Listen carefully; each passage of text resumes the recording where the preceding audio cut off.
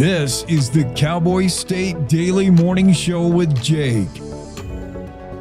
The new way Wyoming wakes up.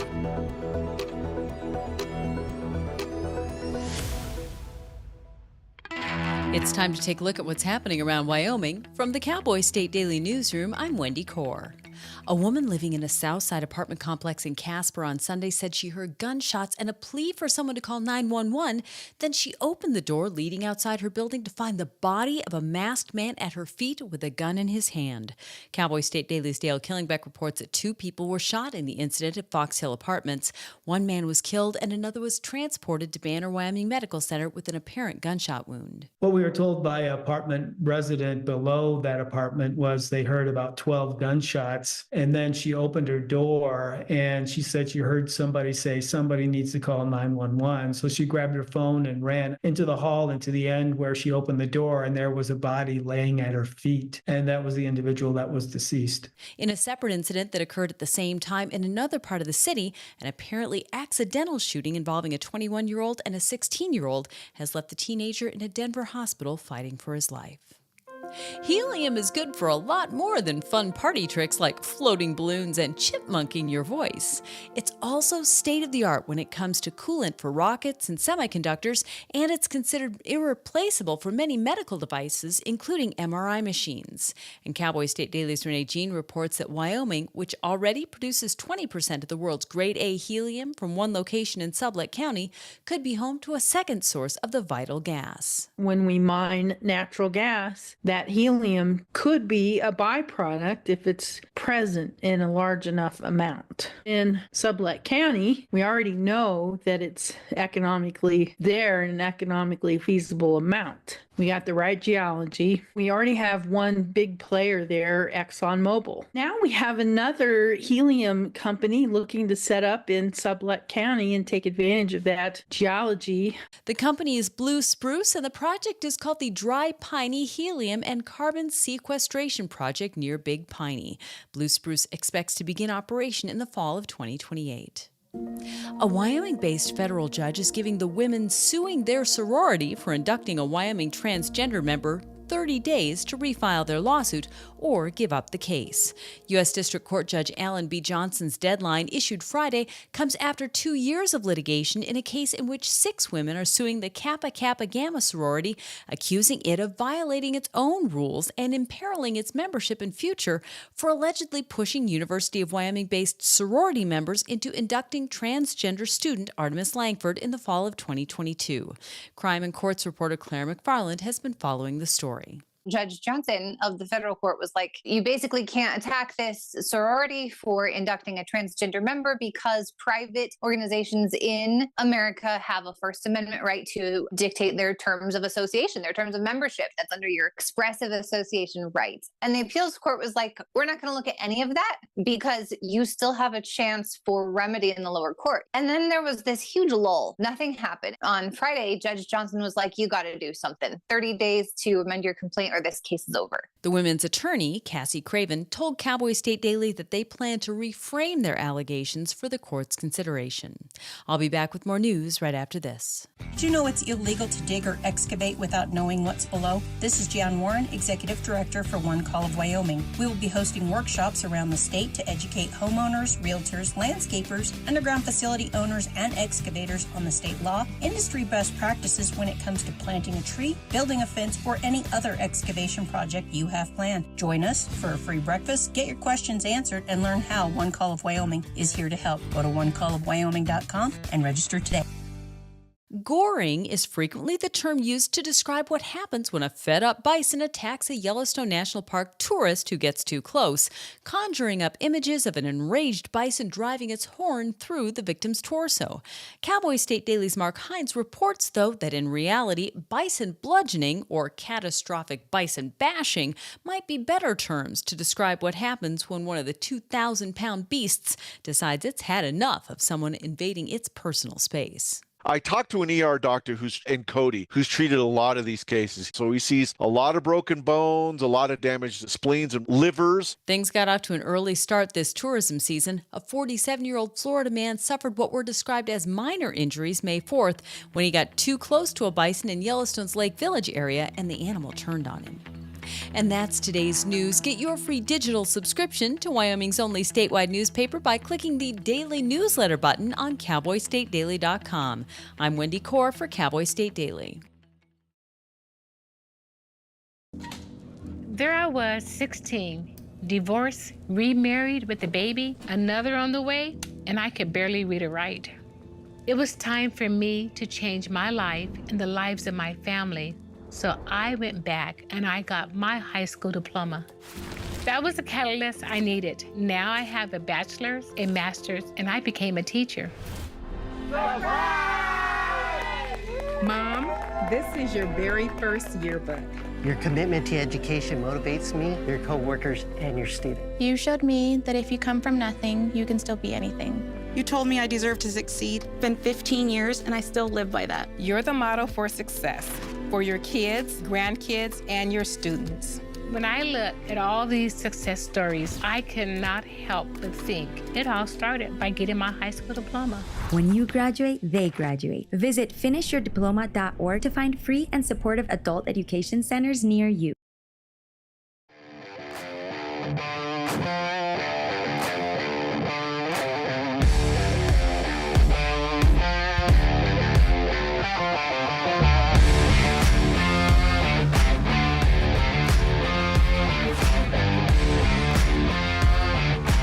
Cowboy State Daily show on a Tuesday, and the Zoom room is broke. But we can probably hear you, Jen. Let me fix it. And also the cat is really annoying me. Out of control. Let me see. You're my Zoom guest camera. I'm talking about stuff that happens visually. Jen Coker is with us. As far as anybody else knows, we're all good. As far as anyone knows on radio, there you are. Okay, Jen, I got it figured out. Okay. I was just going to tell you, you've become the Zoom master.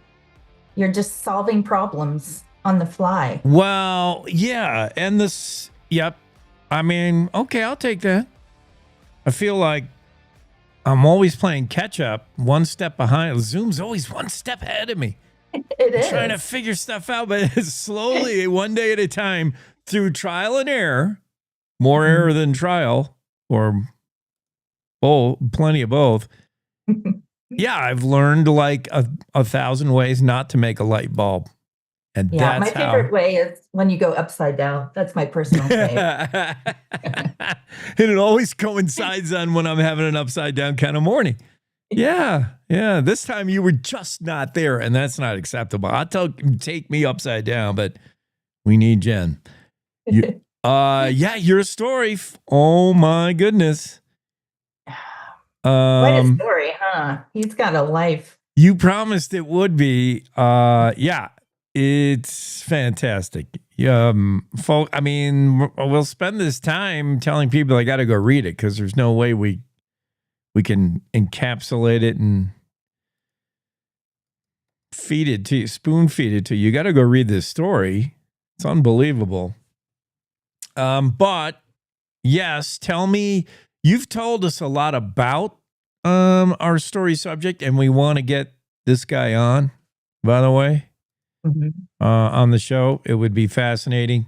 But again, talk more about, the process of writing it and covering it, and maybe go back to how you first knew you had an inkling that this would be a story. You started out, you were doing what? And you discover this unique guy and what he does, and you thinking maybe sidebar, like, oh, this could be a little, and then the more you dug, I heard you say when you're in sessions, interview sessions with him, that just, you're like, come on, Really? Yeah, I'm gonna it run was a out lot of that. I'm gonna run out of tape recording just like with your stories. I don't know Yeah, how'd you first start? I spent hours on the phone with him. But it came to me, one of my retired law enforcement sources sent me a couple pages of his memoir in progress. And he said, you might want to look into this. And then I read what he sent me. And I'm like, kind of look into this, you think? I said, is this guy from Wyoming? And because he lives in Denver now. And he said, yeah, I grew up in Thermopolis. And he said, and I quote, a Wyoming boy gone bad. And then he warned me not to meet him in person because he said, I hear he's dangerous.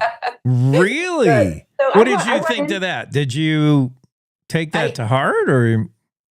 I have to say I didn't. No, I mean, the person, this law enforcement source is kind of like into missing people. So now he's responsible for my fate. Yeah.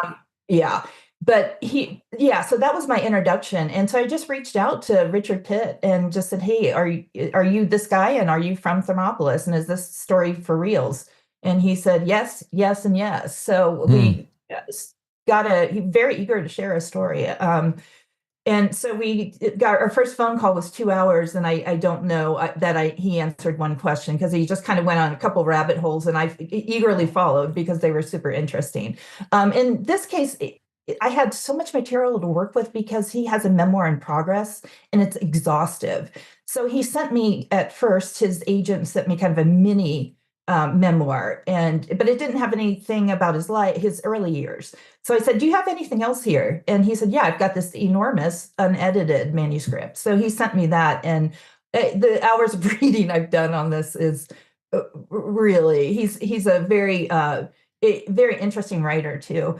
So he tells a good story even when he's writing. So I had a lot to work with. So basically my process was I would call him and say, hey, tell me more about this. What was your insights? A good example of that is the stuff that wasn't in the book. Like, for example, and sorry for those of you who haven't read this, because this is going to come out of left field, but he was caught in Mexico by the federales. And so it was their biggest bust in Mexican history. And he had flown in with cocaine and the largest amount of cocaine. And, he was tortured for that. And what went on behind the scenes is just a lot of torture, according to him. And then they paraded him and his cohorts out in front of the media and did this big story. Well, that headline aired back home. So all these people who thought he was a commercial airline pilot and movie producer suddenly learned he wasn't, including his mother. Yeah. So my question for him was, holy cow, what was her response? So, it was a kind of a lot of back and forth with me reading, asking him questions. And then, of course, trying to condense it. He didn't put that part, or he's not going to put that part in his book?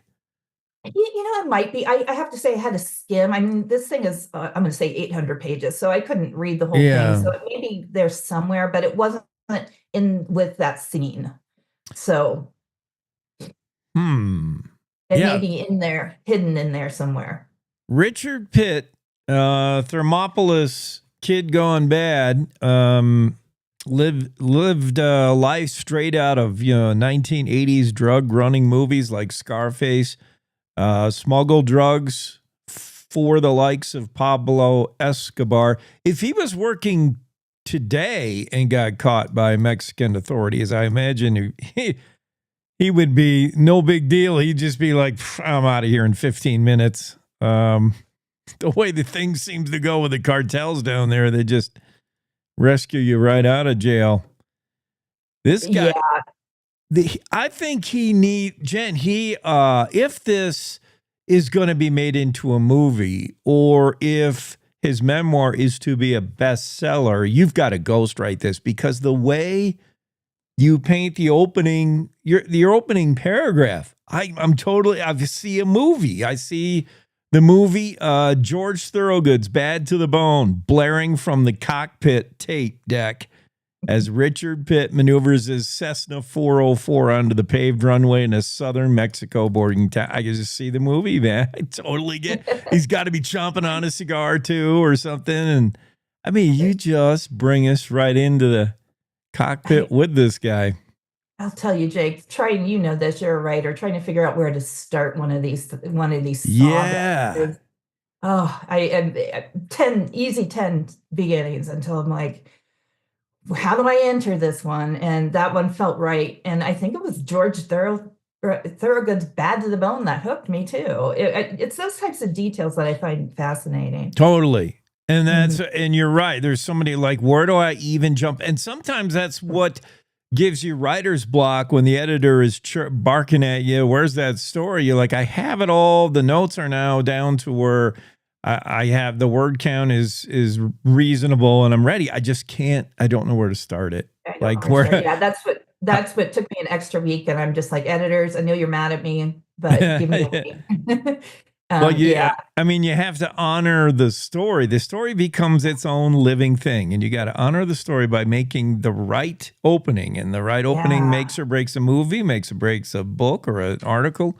And this is the right opening, Jen. You got it exactly. You bring us right to this guy before you tell us who he is and why he's a bad guy and why he might not be a bad guy. You just, bam. Here's what this guy was doing for a good part of his life. Flying planes full of coke. And I have to say, I took a lot of heat. People, I got some nasty emails. People aren't happy that they feel I glorified a drug smuggler. However, I will say, you know, he's a man. He was a drug smuggler, no doubt about it. And I did tell a story. But, you know, this is also a guy who, it's a different time. We have to remember the 80s, and cocaine was prolific. I don't know. I mean, Miami, remember Miami Vice? I mean, it was, and he didn't think about it. It was just so what was happening around him. And it took years, he told me, to catch up with him to figure out what he was doing and the havoc he was wreaking, bringing all those drugs into the country. You know, for him, it was adrenaline only. Yeah. And you're telling the story and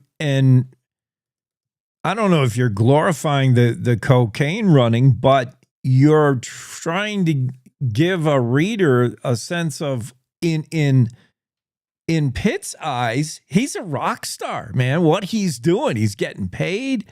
I mean, it's not legal what Richard Pitt is doing, but in his eye, you're trying to like, this is what it's like through a drug runner's eyes when he's at the height of his career and doing what he's doing. And there's a rock star element, I would imagine. But then Richard Pitt, what happened? I mean, he's got several incidents where he sees, you know, you don't live on the one side of the knife. There's another edge on the other side. And for every high, there's a low.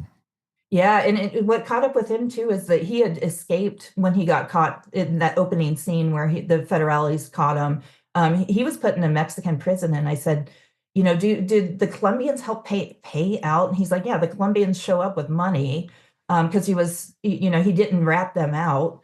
And they showed up with money to pay his lawyer who paid off the judge because this is corrupt Mexico. And his lawyer told him, and all these things can't possibly make it in, but his lawyer told him, first of all, he tried to bribe the judge with $1 million and the judge said no. And he realized later he went way too high because the judge is not going to believe that he's capable of producing. And so then his lawyer finagled, got him $20,000, and that put him in a a prison. And his lawyer told him you'll escape within a month. And he did. Wow. Yeah. And just the process of escaping federal or Mexican jail, but that's what caught up with him in the end. I could see that where the judge is like $1 million. He either thinks it's not real or he's like, how am I going to hide the fact that I have $1 million now? Like, go lower. Because you think about Mexico and there's, you know, and how there's probably not a person in that country that can't be bribed to look the other way. That's my stereotype anyway. And for him to wash that money when he got back home, I mean, he was making $1 million a run.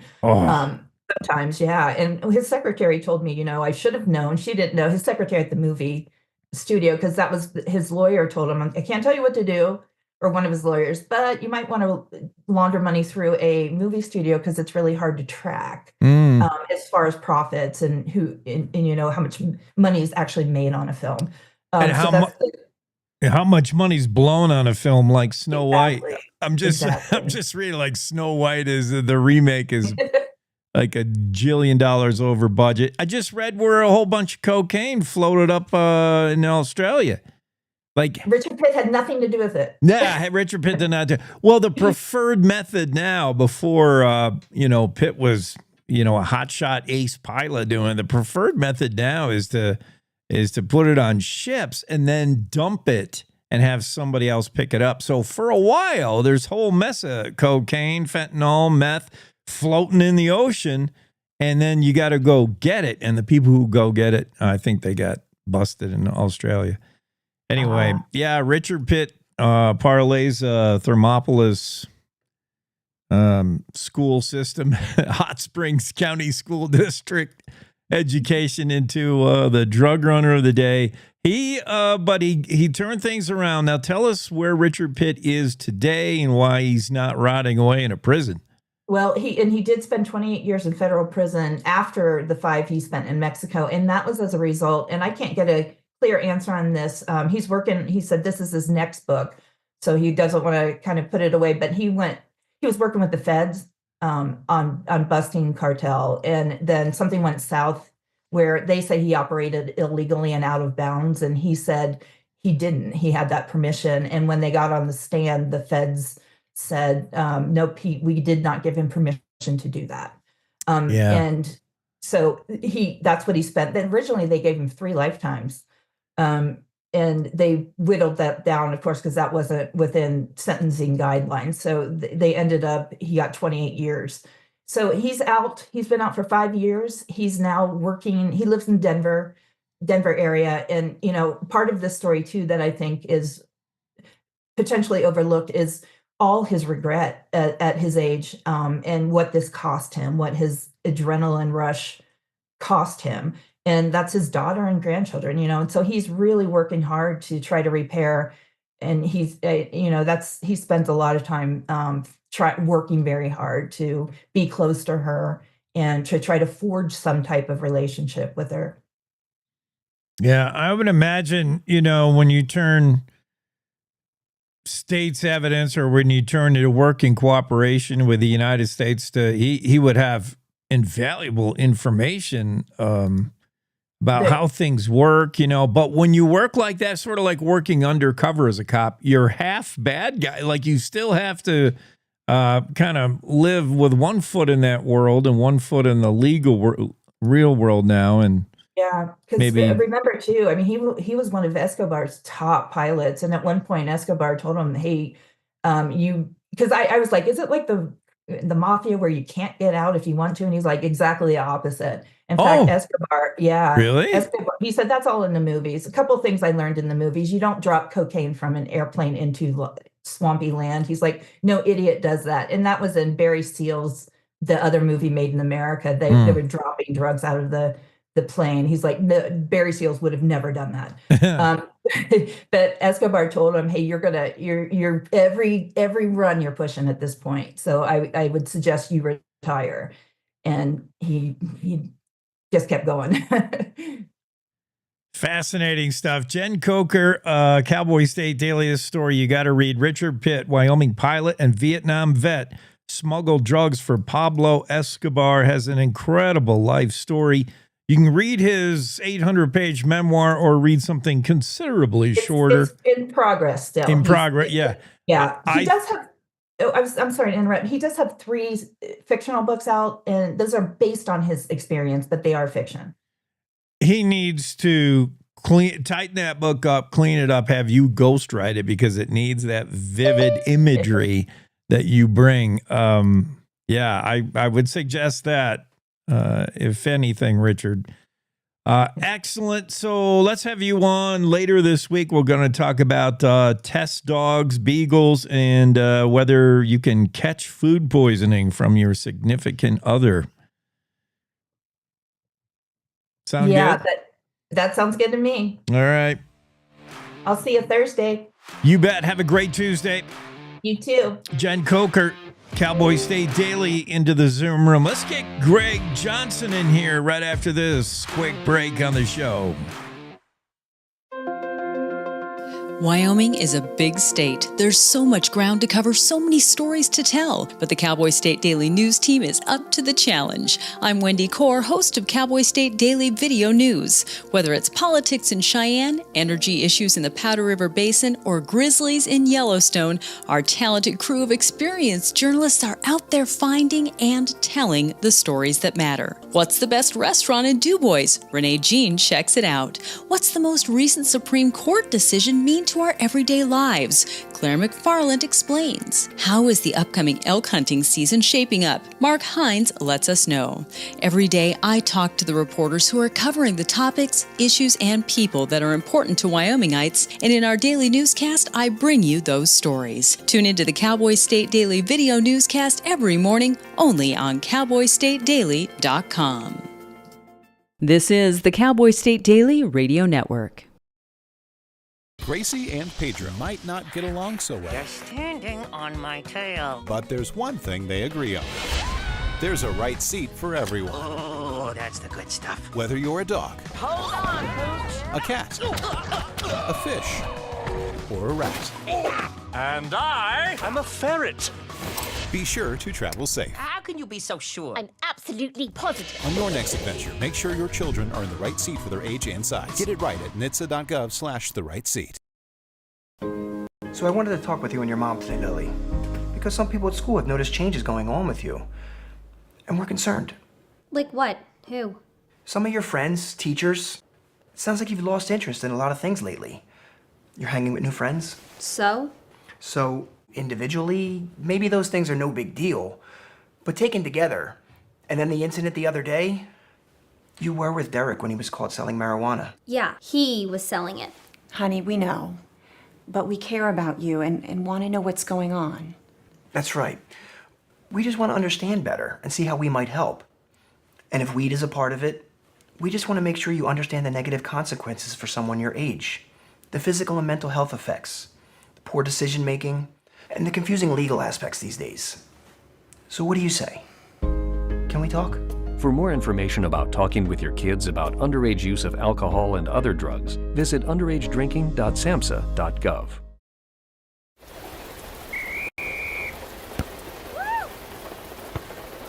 Come on! Go, Diane! Yeah, keep it going! Yeah! Go, honey!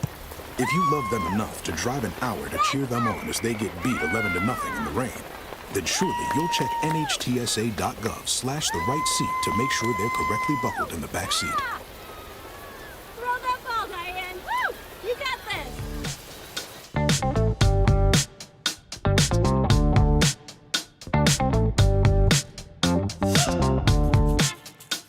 Cowboy State Daily Show with Jake, and it's Greg Johnson into the room, managing editor of the Cowboy State Daily. So he's got his finger on the pulse of the news, and he's got his thumb somewhere. We're not going to ask him where it is. He's got his kitty. I have my kitty cat. Jinx is right here. He's like a tortoise shell. Yeah, she's a tortie. Yeah. I like that cat. Mine has got. I'm trying not to bring my cat. I keep saying my cat, but it doesn't feel right because I'm the cat's person. It's like the owner. I have the ownership backwards. It's not my cat. It doesn't belong to me. I belong to the cat. And believe me, if you've seen the cat's attitude here, if aliens landed today, they would quickly know who was the boss in a cat relationship. They'd say, oh, that one calls the shots. Just like that old comedian that does the joke where people like have to pick up their dog's poop and put it in the bag. The Martians would go like, well, I can tell who's the boss in that relationship. This guy's picking up the other one's poo, like who calls the shots here? It would take 10 minutes for them to figure, oh, yeah, the cat's the boss and the human just does what it says. Mine's got an abscess on its tail. Like, ooh, it looks bad and it hurts him and you can't touch him there. And I don't know. I might have to bring him into the vet. I don't know what happened to him. He's an outdoor cat, he's out there goofing around in the wild. Who knows? What happened to it? I saw a headline today. I think it was in USA Today. Why are the Colorado Rockies so bad? That was the headline. And it was everything you said yesterday, Greg. It went back to Bryce Harper's rant on the team a couple of years ago, and he said it's a loser organization. Exactly what Greg said yesterday. Yeah, I saw something yesterday too. One of those sports show hosts or something, and he was saying the same thing too. He was saying, it's time for Major League Baseball to intercede, to take over the team and You do said something that. with it. Yeah. Word from your lips to ESPN's ears. Well, there you go. Yeah. Oh, they're bad. Yeah, they're pretty bad. Casper, we were talking a little bit about how Casper is getting, things are bad when you answer a knock on your door and there's a dead body. It's another dead body at the door. It's not DoorDash. It's not the UPS driver. It's another dead body at the door. Dale Killingbag has more info about the shootings, not one, but two, on Mother's Day night. One of them is a couple of hooligans upstairs knocking over furniture, shooting at each other. Just pop, pop, pop upstairs. And there's one of them in a ski mask laying at this lady's doorstep. Golly, is this going on in Wyoming? Yeah, it's pretty nuts, Good for Dale going out and talking to the people there and, finding out this person, heard him upstairs. Yeah, went out and found this masked man at her feet with a gun in his hand. Yeah, if I'm Dale, I'm not even setting foot in that apartment complex, but he does talk to a neighbor who said, yeah, they're upstairs making a lot of noise. I heard shots fired. Somebody yells, call 911. There's a dead guy on my doorstep. It's Anicio Bernard of Casper, 20-year-old, killed another male transporter to Banner, the other dude. So in close quarters, they both probably got a good shot at each other, and one was fatal.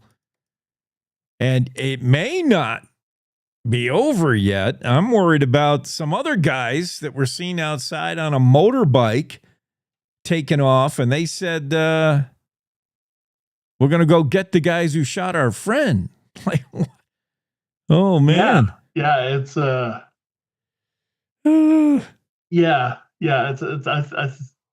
you just don't know. It's all speculation now, but if someone's wearing a ski mask and stuff, it makes it seem like someone went over expecting some trouble or something. Yeah, I mean it's not an impulse buy at the C-store. Oh yeah, I'll take some Tic Tacs, a thing of Red Bull, and give me that ski mask.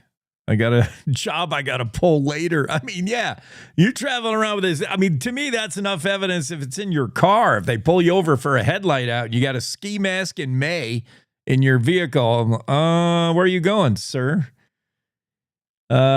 Yeah, this it's like big city stuff going on in Casper. Actually, we're going to have a special guest on later today who can talk a little bit about that. Claudia Rowe is an author and a journalist, and her specialty is punk criminals like this and how, sometimes it's not all their fault. More often you find these teens are brought up in a bad household. There's no bad kids. There's bad parents or no parents. Claudia talks about foster care and how these kids go bad at 14, 15, 16 years old. And can their life be redeemed? We're going to have her on later today. That'll be very interesting. The other shooting in Casper is not related, we're finding. It was two friends, 21-year-old, 16-year-old, one showing the other his gun, I presume, in an accidental shooting there. Yeah. And there's another. I mean, there's a guy facing charges now in another one of those accidental shootings in Casper a couple months ago. So that's right. And the dad comes in. The dad was kind of complicit in like, oh, throw the gun away. And that was not the kind of leadership you need from dad. Yeah, that was a weird one. Tragic. Was that Casper also? Yeah. God, has everybody got a gun or a knife in Casper? Apparently. That seems like it. Jeez. If you don't have a gun or a knife and you're older, I guess, what you do have is a whole mess of child porn. 48-year-old Casper Man. Well, speak for yourself. Wow. I'm going to our next story from Dale Killingback. Yes, I'm trying to make a very rough segue. 48. That guy. It's one thing when the person claims, well, I don't know how it got downloaded onto my computer. It just got there. Yes. It just got there 30,000 times. Yeah. Well, right. This guy had 30,000 images, and some of them more graphic than we care to recount here. But not only, yes, did this guy do one of those, I don't know how it got there deals. This guy is Matt Leslie, by the way. He admitted to possession of, they were on a CD, or more than one CDs saved down there. Here's how bad it was, I can imagine. He's ratted out by his wife. His wife's the one who made the 911 call after discovering the CD in the basement. Like, ooh, this is gross.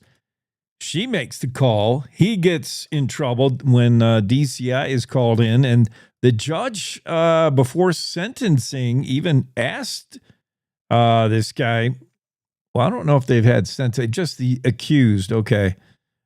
He asked the guy, like, you haven't acted out on any of the things that are in these photos. He said, no, I've never touched anyone, any kid, And then the judge said, well, why was just this on a CD in plain sight right in the basement? The guy said, well, I found the best place to hide things is in plain sight. Said Matthew Leslie, apparently not, because that's where the wife found it. Cody Fire Department doesn't want to be in the parade if they can't throw balloons. A few years ago, they told the Cody volunteer firefighters in the 4th of July parade, stop throwing candy. That makes the kids run out of the street. We had the same issue in Jackson. I'm sure they had the same issue in every town where they throw candy from the floats and the kids run out to grab the candy and could get... Here's what well, before I get into my opinion on the whole parade thing, Cody Fire Department guys, everybody loves the fire trucks. They come up last in the parade, and it's fun to watch the fire and see the fire trucks for the kids especially. And the throwing the candy thing, the Cody firefighters are like, all right, we understand. But they've had a tradition of also throwing water balloons. And now they've been told they can't do that either. And it comes down to, insurance. They have to have liability insurance to have a parade, both with the Cody City people and with the state, since that's technically a highway through downtown Cody. And the insurance, you can't, insurance rates are too high if they know you're throwing water balloons around. There's an old woman got hit in the face with one. A year or two ago. Yeah, you can't throw water balloons at a parade. I mean, they hose people down with the water all the time at those parades. You can't toss candy at people anymore because you might put somebody's eye out with it. Right.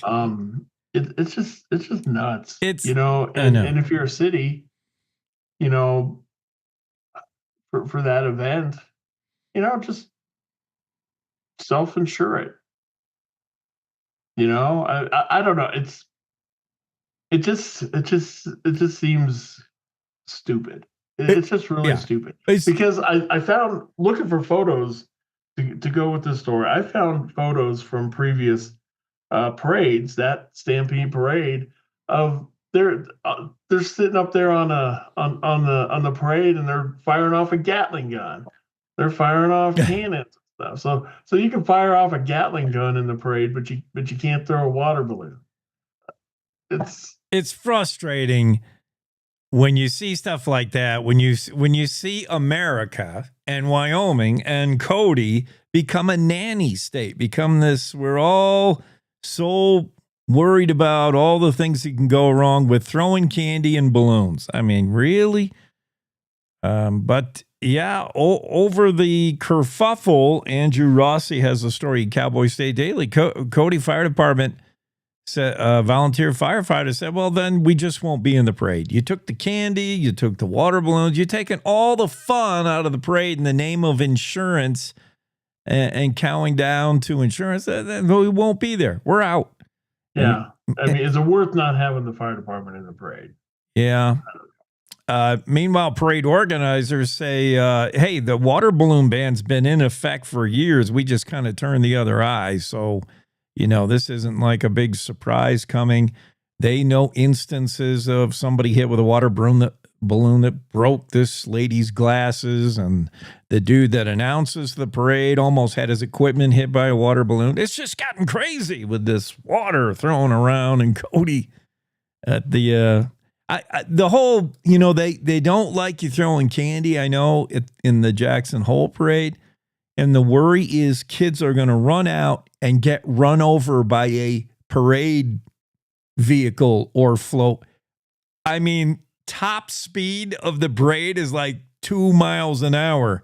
I don't think anyone's going to get run over. But again, this is all I don't know, just... those little Shriners vehicles, they're going pretty fast. They are.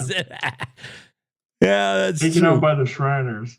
You get Shriners zipping around. Of course, you have horses, too, and some kid's darting around looking for his candy underneath the horse's feet. I guess there's a potential, but hey, we can't bubble wrap the world for everybody. I mean, candy and water balloons at the parade. Okay. Yeah. I don't know. I'm so surprised that they haven't banned people from riding in the bed of trucks in the parades. Oh, yeah. How dangerous. 3 miles an hour in the back of that truck. Or politicians hanging their head out the sunroof, waving to the crowd. That's dangerous. That's right. Sitting up on the back of the convertible. Yeah, they could fall out. If only. I didn't say that out loud. When we get back, we're going to talk about the crime bingo card that the coppers were doing up on Montana. I knew this wouldn't turn out well. I mean, it's all fun and games until a defense lawyer finds out that you've been goofing around with, we'll talk about that. We'll talk about a guy who was tortured by his girlfriend or some woman. It's really sordid. 3 days of torture. I think the torture victim was compliant in some way. He had many opportunities to get out of there, but whatever. We'll be back with that in a minute.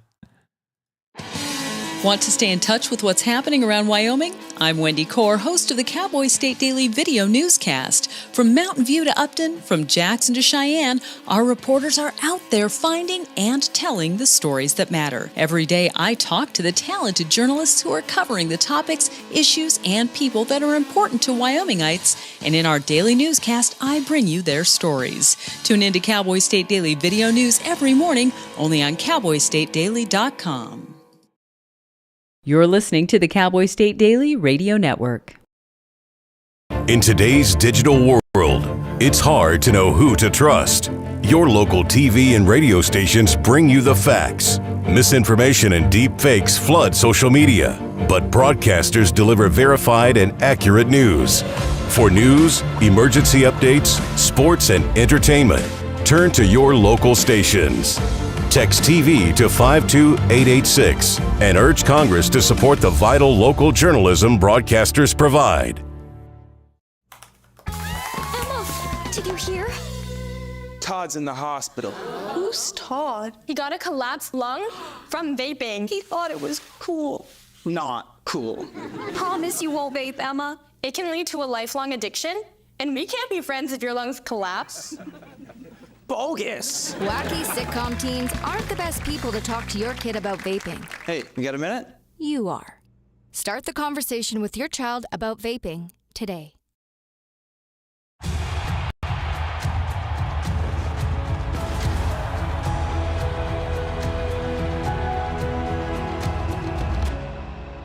Breathe. Love what you do and you've already won, my parents used to say. My parents whose smiles were my first finish line, who championed respect, whose resilience built mine.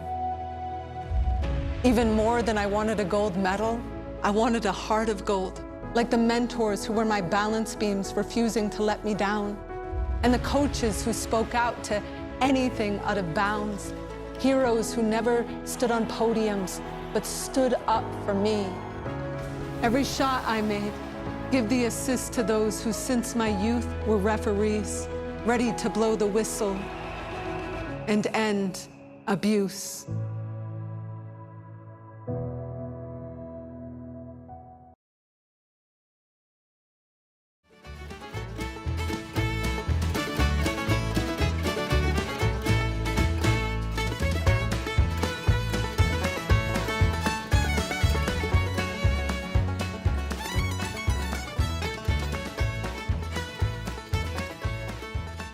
All right, let's check out this headline. Man tortured by his girl for 3 days. I'm thinking 3 days? I've been married 5 years of torture. 3 days is nothing. I hope the wife did hear that. Oh, she heard it. I got her going. Yeah, right woman accused of torturing a man for 3 days pleads insanity. Her level of torture was significant. Kimberly Walker, 41-year-old, charged with one count of kidnapping. That would be taping the dude to the chair. Allegedly then bit his ear, stabbed him, hit him with a hammer, and discussed putting him in a freezer. Just chill out, dude. Wow. Yeah. Someone else also, I think, slapped him around, too. Yeah, there was another guy involved, but I couldn't get my head around all that. I was just fascinated with the relationship between Kimberly and the victim, which anytime I hear about a woman getting one over on a man, I mean, you think a guy can usually probably defend himself. This usually goes the other way around. And there was a point where the victim said the torture was so bad, and she said she was always fascinated with, the movie scene where the mobsters smash your fingers with a hammer. She even says in this story where she'd fascinated about doing that to someone. Kimberly might be, that insanity plea might be looking pretty good right now. But the victim described saying at one point there was a gun, a 45. He said at one point there was a gun in front of him, and he said, I thought about grabbing it, and here's where it gets weird, shooting myself to relieve myself of the pain and the torture, and I was hurting so bad I thought about grabbing the gun and shooting myself. Does that make sense? Well, I mean, you're not 3 days of being tortured and stuff. You probably just want it to end. I understand that. You're not thinking. I got a better way to end it, and it involves which way the gun's pointed. If you can get your hands on the weapon, as much as you might love Kimberly Walker, who are you going to shoot? The one that taped you up for 3 days and hit you with I don't know that they were a thing, because I think he called her mom. Yeah, but a lot of guys do that. A lot of guys call their wife mom. I don't know. See, that's where it got too confusing for me. But I don't know. But yeah, she may have a case for pleading insanity.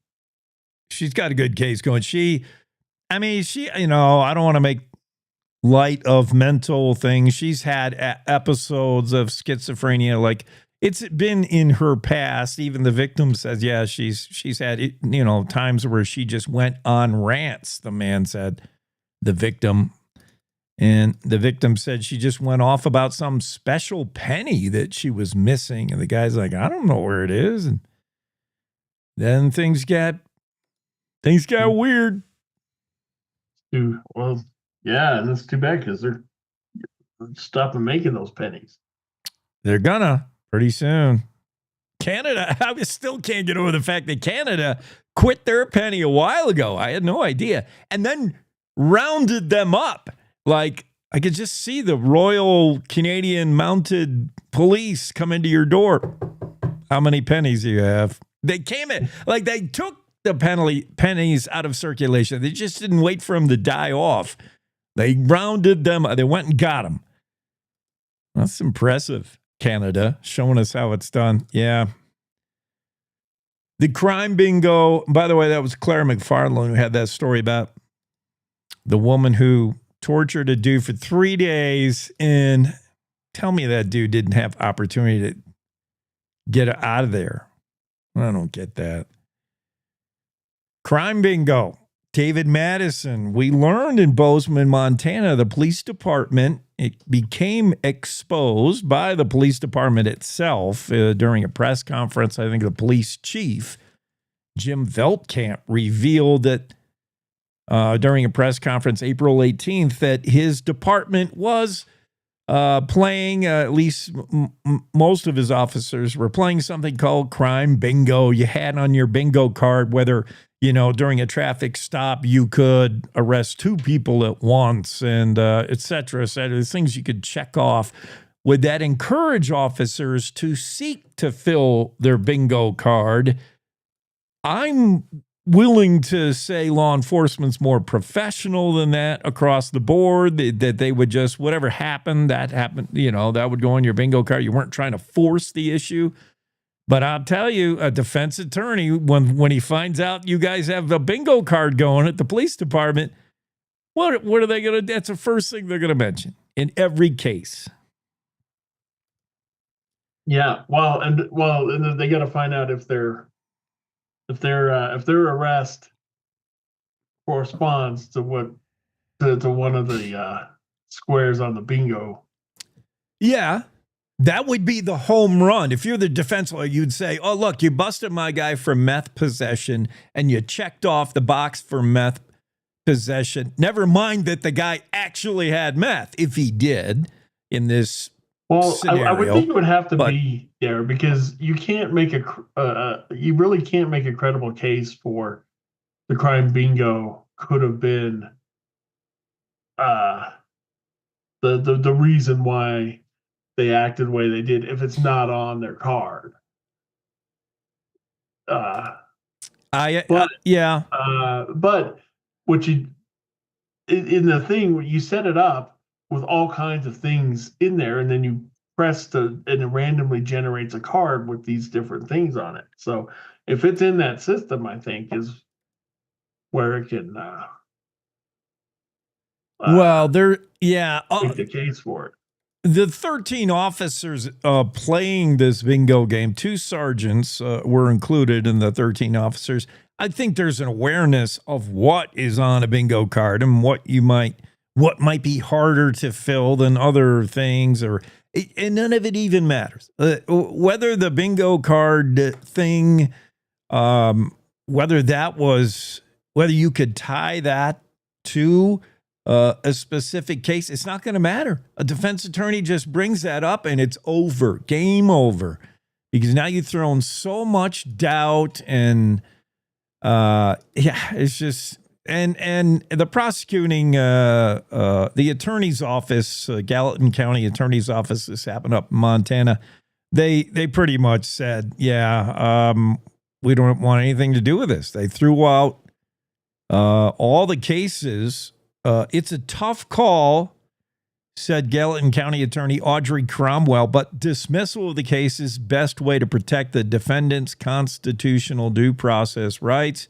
9 felony cases connected to the game of crime bingo have been tossed. There might be more. There could be. There could be more. It's just not a good look. It just isn't. It's I mean, talk about lucking out and getting away with something. Yeah. That's a get out of jail free card. Use it wisely. Yeah, definitely. Oh no, that's Crime Monopoly. That's another game. Yeah, it's all just a game. It's all fun and games till somebody puts an eye out. Till somebody ODs. That's right. I don't know that new version of Monopoly. They don't have like cards and money and stuff. That's right. Still don't get that. New version of Monopoly is digital assets, cryptocurrency, no money involved. I think it's good foresight. That's where we're headed.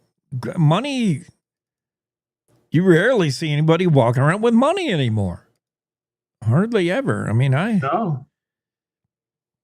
No, and you really are getting to it used to be a joke, but now it's kind of reality. There are places they won't take cash. Yeah. Yeah. Like, your cash is no good here. Which Give is me a card. I thought that was not legal. I thought you were required to accept currency, U.S. currency anywhere. I think it just depends on the state that you're in. And I don't know what the law is here on that, but I think that is a state thing. But yeah, there's some states that have actually they've gone to the point of making it a law that you have to, if someone tries to pay in cash, you have to take it. Well, look at the unintended consequences of pretty much eliminating cash. And this all started when, money was no longer backed by gold and things got a little hanky. And then now money is not even money. It's all your credit card. Look how many pickpockets it put out of work. No purse snatchers anymore. There's no pickpockets because nobody's got cash. This is the reason for the rise in hacking and scamming. Now that's the new pickpocket is they got to go into your computer and get your money. Yeah, they got those fake scanning devices that they put on gas pumps and stuff like that. It's ingenious, the things people design and invent and employ. Yeah, they got little skimmers when you put your card in the gas pump. It's not the gas. I don't know what I'm going to stuff in my mattress anymore. Yeah, what can you make your mattress lumpy with? All your credit cards. I don't know. There is old cell phones and credit cards. There's no money. Yeah, your cell phone. That's all your money. It's on your phone with everything else. What else is in the news before we wrap up? Anything? I'm excited to see Travis Hunter be this first player in 60 years to play full-time both ways in the NFL. First, he's got to graduate from college. He did. Well, I saw a headline today saying, did Hunter really graduate? It's complicated. I don't know. I know he walked and they gave him a degree in anthropology. All right. Yeah, he, I think the idea is to play him first on defense a bunch or a wide receiver. I forget. I think they were going to play him on defense a lot of snaps. I don't know, but I think they're gonna. I think they're gonna. Yeah, they're gonna build him out.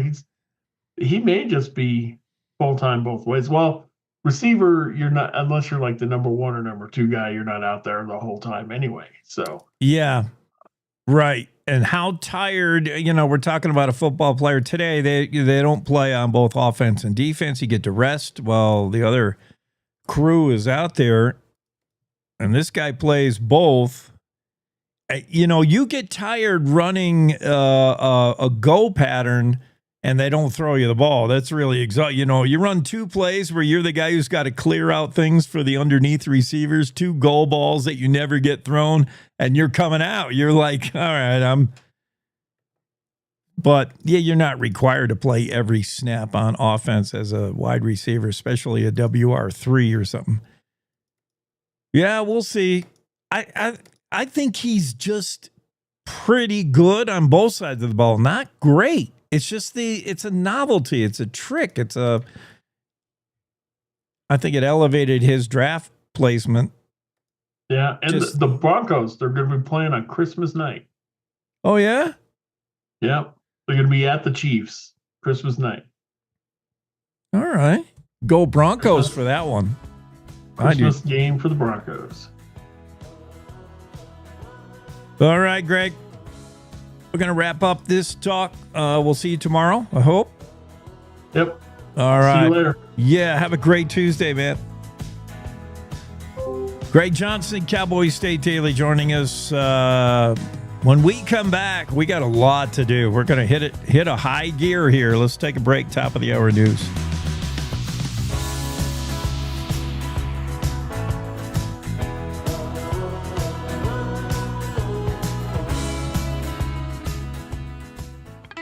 It's time to take a look at what's happening around Wyoming. From the Cowboy State Daily Newsroom, I'm Wendy Core.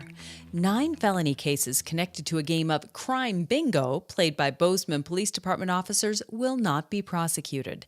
That's what Gallatin County Attorney Audrey Cromwell said Monday, citing a need to protect defendants' constitutional due process rights and to ensure procedural fairness. Cowboy State Daily's David Madison reports that Police Chief Jim Veltkamp revealed the crime bingo during an April 18th press conference, but at the time insisted that no arrests had been affected by the game. The county attorney here, which handles all of the felony cases, reviewed and decided not to proceed with 9 cases, most of them drug offenses. Those are serious matters that really got hung up somehow by having a connection to this crime bingo game. The Bozeman Police Department reported in April that an independent review cleared BPD officers of any misconduct inspired by the bingo game. Wyoming lawmakers will consider assessing harsher penalties for public officials who don't produce public documents upon request and other heightened transparency measures. Cowboy State Daily's Claire McFarland reports that at a meeting in Lander on Friday, the Legislative Joint Corporations, Elections, and Political Subdivisions Committee heard from members of the press, a mayor, a county attorney, and others about balancing the public's right to see what government is doing and the time and cost burden of producing public documents. A longtime newspaper man approached lawmakers on Friday, like, you got to up the penalty. It's only $750 civil penalty if people just, I'm not going to cough up these public documents. I don't feel like showing the public that dirt today. They're contemplating that and several other remedies. But that was offset by Cheyenne's mayor saying, look, I get it. I want what's public to be public, but we have such a hard time keeping up with the constant pressure of data miners. According to him, it just takes city staffers months to comply with requests that are actually coming from out of state. Some of the things data miners have requested include every building permit given for residential and commercial properties, every purchasing order record despite the city's multi-million-dollar budget, and outstanding warrants. In a social media post on Friday, President Donald Trump broached the idea of a tax increase for the richest Americans. The post was far from a ringing endorsement of the notion, but with budget battles now in full swing on Capitol Hill, it did throw a wild card into the mix.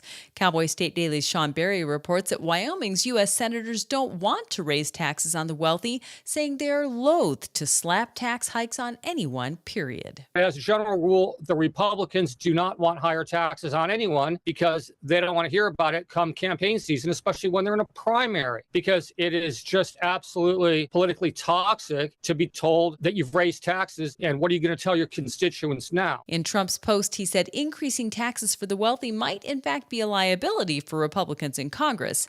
Democrats, according to Trump, would likely seize on such a move to associate Republicans with higher taxes. However, he said, quote, I'm okay if they do. I'll be back with more news right after this. Do you know it's illegal to dig or excavate without knowing what's below? This is Jan Warren, Executive Director for One Call of Wyoming. We will be hosting workshops around the state to educate homeowners, realtors, landscapers, underground facility owners, and excavators on the state law, industry best practices when it comes to planting a tree, building a fence, or any other excavation project you have planned. Join us for a free breakfast, get your questions answered, and learn how One Call of Wyoming is here to help. Go to onecallofwyoming.com and register today. The Cody Volunteer Fire Department has announced its fire engines will not participate in the Cody Stampede Parade on July 3rd and 4th, ending several years of bombastic tradition. Their fleet of siren-blaring trucks, which usually serve as the parade's grand finale, will be noticeably absent in 2025. The reason for their withdrawal? Water balloon fights, or the lack thereof, according to Cowboy State Daily's Andrew Rossi. The thing about it is, when you're throwing candy and water balloons, that creates potential liability. And the Cody Stampede Parade Committee needs to get liability insurance before the city of Cody and the Wyoming Department of Transportation sign off on the Cody Stampede Parade, because it's not just a city street, it's a U.S. highway. So they could only find one company that would cover the parade. Due to this ban on water balloons, the Cody Volunteer Fire Department will only have a historic fire engine and a hose cart in this year's parade. Their fleet of fire trucks will not participate. And that's today's news. Get your free digital subscription to Wyoming's only statewide newspaper by clicking on the daily newsletter button on cowboystatedaily.com. I'm Wendy Core for Cowboy State Daily. There's a lot of need in the world, and if you're like me, it can seem too big to make a difference. But that's why I decided to start volunteering with Mercy Ships. Dedicating a few weeks or months of my life every year in the service of others has brought me more than I could ever imagine. Plus, I'm getting to meet people from all around the world and make lifelong friends. Hey, Michelle. And with so much to do here, there's an opportunity for everyone to make a difference. High five. But the best reason to volunteer is knowing that no matter what you do, you're helping change people's lives every day. Whether it's for 2 weeks, 2 months, or 2 years, when you volunteer with Mercy Ships, you'll find your purpose, your people, and your place in this world. And all you gotta do is visit mercyships.org today. I hope to see you soon.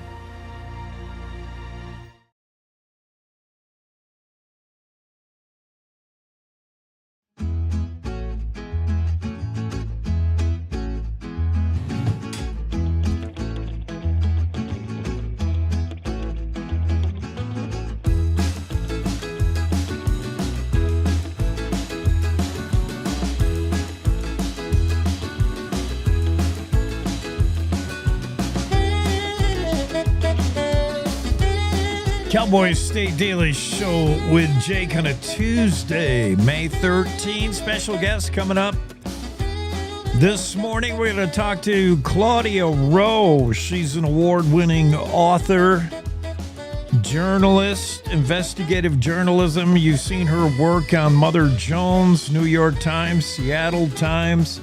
She's got a couple of books out, including a brand new one that's very interesting. We're going to talk to Claudia pretty soon coming up here.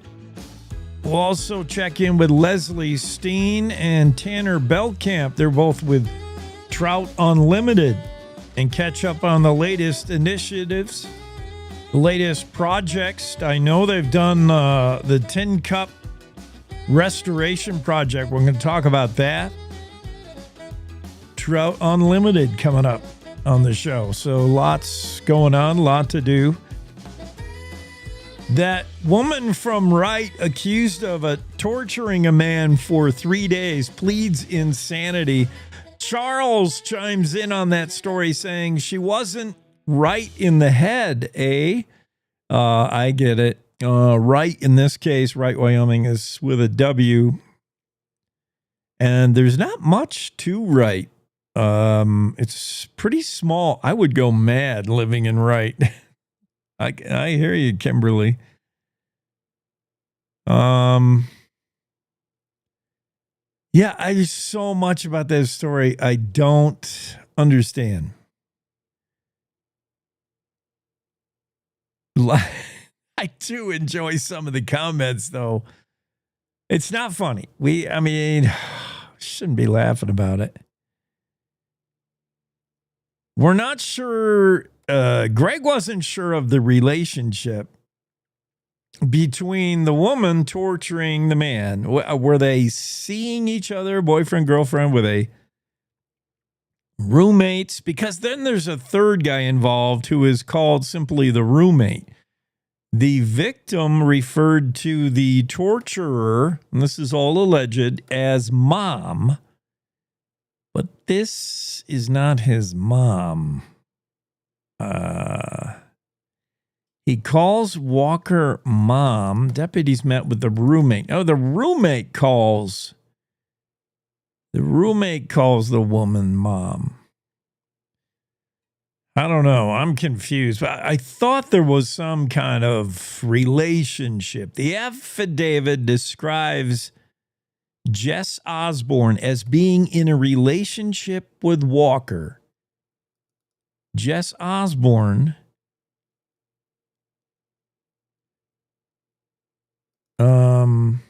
Jess Osborne is perhaps the roommate. I don't know. This whole story. How do you unravel a story like this when you don't even know where to take the first bite? You know, somebody hands you a donut and you're like, wow, this is a very interesting donut. I don't know. I'm trying to think of like what the metaphor, what the allegory is. Like, I don't even know where to start. Well, the story about a woman who has taped a man to a chair and then just stabbing him, biting him, hitting him with a hammer, waving a gun at him. Surprised she didn't burn him. Boy, that's another good torture. How come you didn't set fire to part of him? And openly discussed putting him in a freezer. I mean, she had her way with this guy for 3 days. And one of the comments, the comments are all trending towards humor because I think it's the only way we can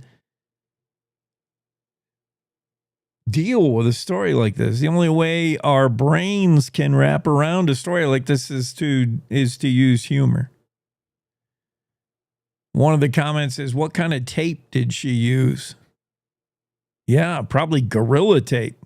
I mean, duct tape is pretty strong. Duct tape is used to tie people up, according to Hollywood. I mean, what do I know? I'm not in that world where I'm finding a need to tape somebody up and restrain them to a chair. But if I were, I would use that Gorilla Tape. That is some tough stuff. There's no way you get out of Gorilla Tape. No way. But how did she get the guy in Gorilla Tape? It's a woman against a man. Maybe she held the gun to him, but then she's got to tape him up. You know, I'm thinking this thing through, like the whole thing. Okay, it starts with, where's my special penny? According to the story. This is a story from, I can't wait to talk about this story with Claire McFarlane.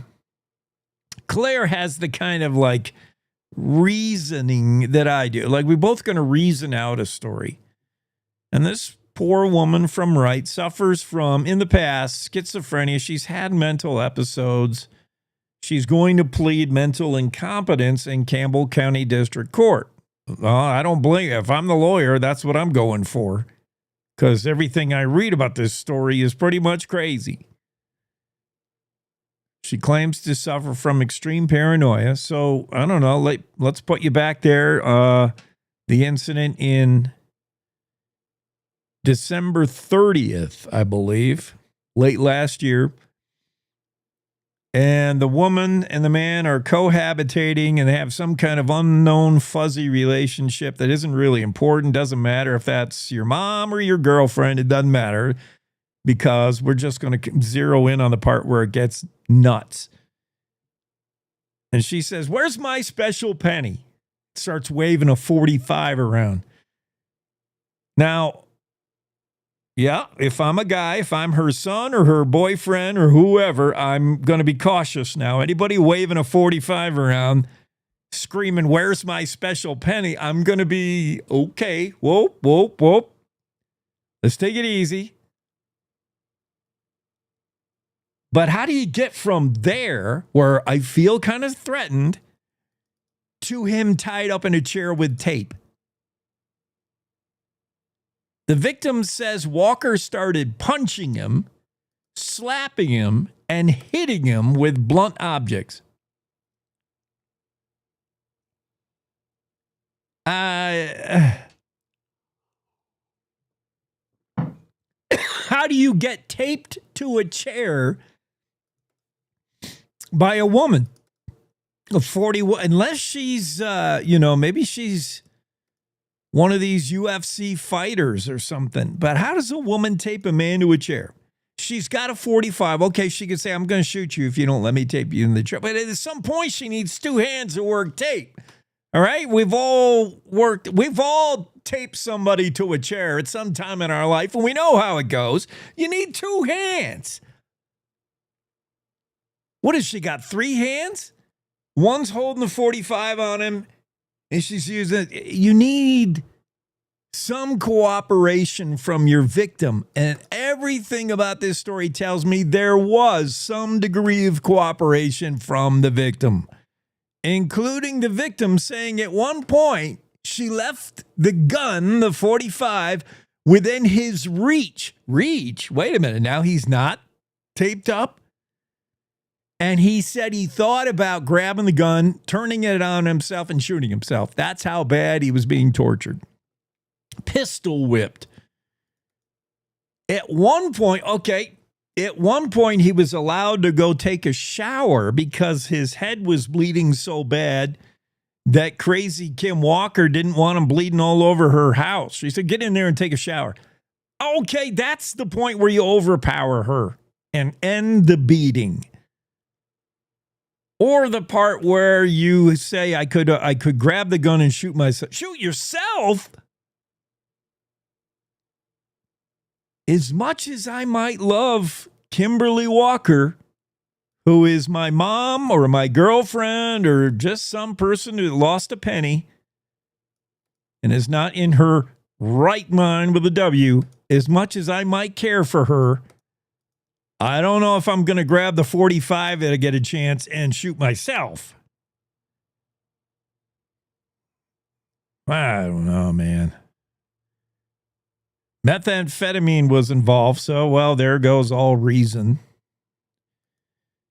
When methamphetamine is involved, all things are out the window. But yeah, there's so many questions about this story, including the participation level of the victim. I find it hard that, there was a story in national news about the dude that was held in a house for like decades by a woman, by his stepmom or something. I just don't understand how you don't have the opportunity to get out of there. Well, again, I agree with the Facebook commenter. What kind of tape did she use? Some kind of miraculous miracle tape that no one can break out of. As she goes to biting them and kicking them and hitting them with a hammer. Jeez. I can only laugh. I don't know. I don't know. Don Day's going to be here in a minute. And I will not ask Don Day to try to give me some answers. I don't know if the answers are there. Claire McFarland will be on the show tomorrow. She wrote the story, so she's somewhat invested. Maybe she can explain the three-way love triangle relationship of these three trailer park dwellers. This sounds like an episode of Jerry Springer gone really bad. There's a new helium plant planned for Southwest Wyoming. Renee Jean has that story. Helium is used, I didn't know this. Helium is a lot more than just, for putting in balloons to make them float. And it's used a lot more for, giving you the chipmunk voice. That's a great line. What a great lead. What a great opening line from Renee Jean in this story. The headline is second major helium plant planned for Southwest Wyoming. We'll tell you in a minute why that's good news. But the first line of the story is great. Sucks you right in. Helium is good for a lot more than fun party tricks like floating balloons and chipmunking your voice. I totally agree, Renee. It's also state-of-the-art when it comes to coolant for rockets, semiconductors. It's used, it's considered irreplaceable in many medical devices, including magnetic resonance imaging machines. MRI uses helium. Really? I didn't know that. Helium's got a lot of uses. It's so in demand. There are shortages. There's been helium shortages nationwide for over a decade. I can remember.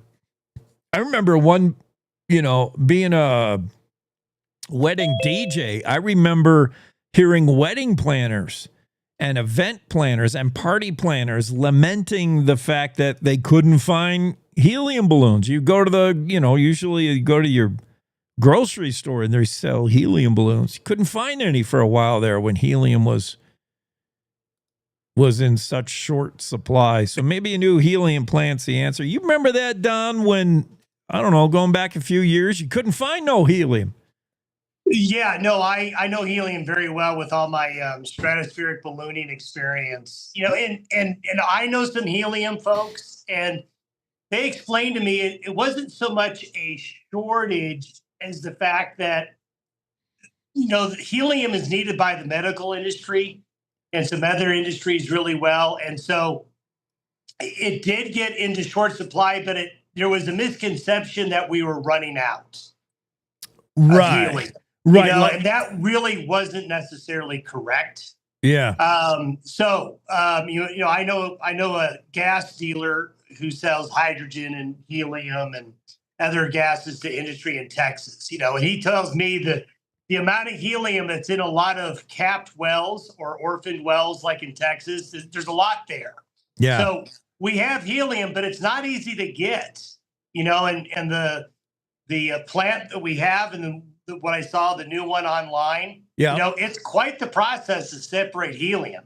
It's expensive. But you're right. There was this notion that, all of a sudden there was no more helium in the ground. And that was bad news for Sublette County, which is in the sweet spot.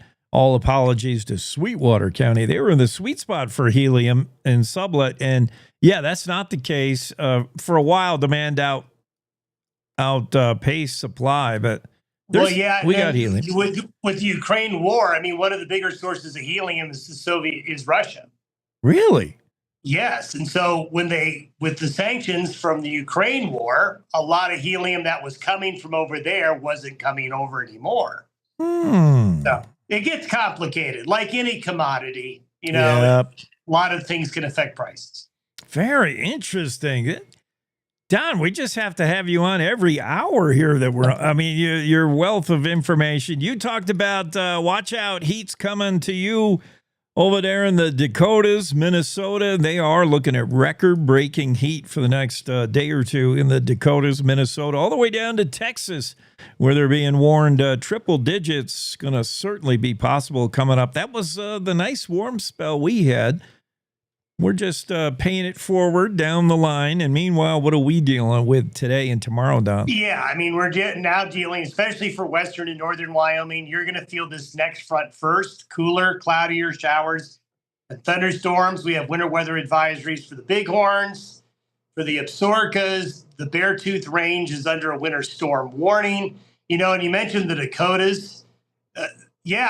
Record-breaking heat in a few days. They're going to be 30 or 40 degrees colder. Ooh. So it's just that time of year. So this front will affect all of Wyoming with some cooler temperatures. You'll really notice it statewide tomorrow. It's not a terribly cold system, but it is going to snap this summer-like pattern that we've been in. Stable is just not a word used in meteorology in April and May. It really isn't. You never know what you're going to get in the grab bag of stuff. Well, you do know what you're going to get because you got the day weather forecast. Hopefully, you're staying in touch. Thanks, Don. Thank you. All right, day weather forecast. Oops, I had my helium voice I was going to go to. We got to take a quick break and get Claudia Rowe in here. Let's do that now. To the Teton Range, Cheyenne to Sheridan, Rawlins to Ralston, Cowboy State Daily Morning Show covers the state like no other radio show or podcast. We love Lovell. We're eager to share the stories of Story will crow about Crowheart and yodel over Yoder. Whether you make your home in Sweetwater, Chugwater, Powder River, or Green River, the Cowboy State Daily Morning Show will make you feel right at home. Jeffrey City, Atlantic City, we see you. Little America, Big Piney, you're on our radar. Howdy, Wapiti, Meeteetse, Shoshone, 10 Sleep, good morning. Welcome, Torrington, Riverton, Wheatland, Lusk, Lingle, Lander, Timber, Casey, Kerwin, Moorcroft, Mountain View, Moose, Fort Bridger, Fort Laramie, Fort Washington, Hannah, Hudson, Hewlett, Dayton, Daniel, and DuBois. We are east of Weston, west of Midwest, north of Newcastle, and south of Sundance. Border to border, we love Wyoming and every one of its communities, bar none. This is the Cowboy State Daily Radio Network. When you hear the words nonprofit organization, what comes to mind? Is it a place your dog called home before finding you? Is it an organization that supports accessibility? Is it a place that ensures your safety and that of those you love? That protects endangered wildlife and habitats or fights for our most basic needs? It's impossible to show all the ways nonprofit organizations make a difference in our world. One animal, one person, one cause at a time, but it's not impossible to be part of it. When you give what you have to a nonprofit organization that needs what you can give, you help promote, protect, and strengthen the reach of these incredible organizations. The Nonprofit Alliance is here, helping connect people like you to the nonprofits that enrich your life, your community, and the world we share. Reach out to a nonprofit organization that inspires you today to find how you can help make the world a better place. The challenges our planet's animals are facing sometimes feel a bit heavy. The animals haven't eaten in a day, 2 days, they haven't drank anything, they're cold, they're dehydrated. As soon as we started our descent, everywhere I could see was mud, just absolutely mud. The country has been in prolonged drought for so long, it was like a tinderbox waiting to go up. Okay, very heavy. Each of us wants to be part of the solution, and we can be. Remember that there's good happening right now. At home. All right, we were able to get into your unit, and we have all 4 of your cats. So, okay. And around the world. For any animal in any disaster. So let's focus on that, right? Be part of the solution, one rescue at a time. Search ifa.org/disaster ready.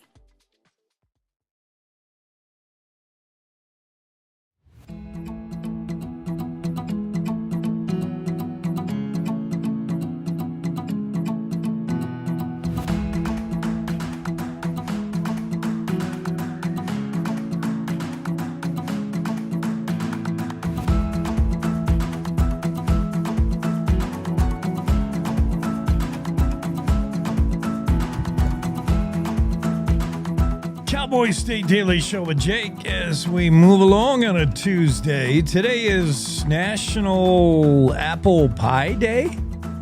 Yeah, I could do that. I like me an apple pie. Cinnamon. It's also National Leaping Frog Day. Leapfrog Day. Jumping Frog Day. Normally, it's Jumping Frog Day every day in Calaveras County, but today it's Jumping Frog Day for everybody. National Leaping Frog Day.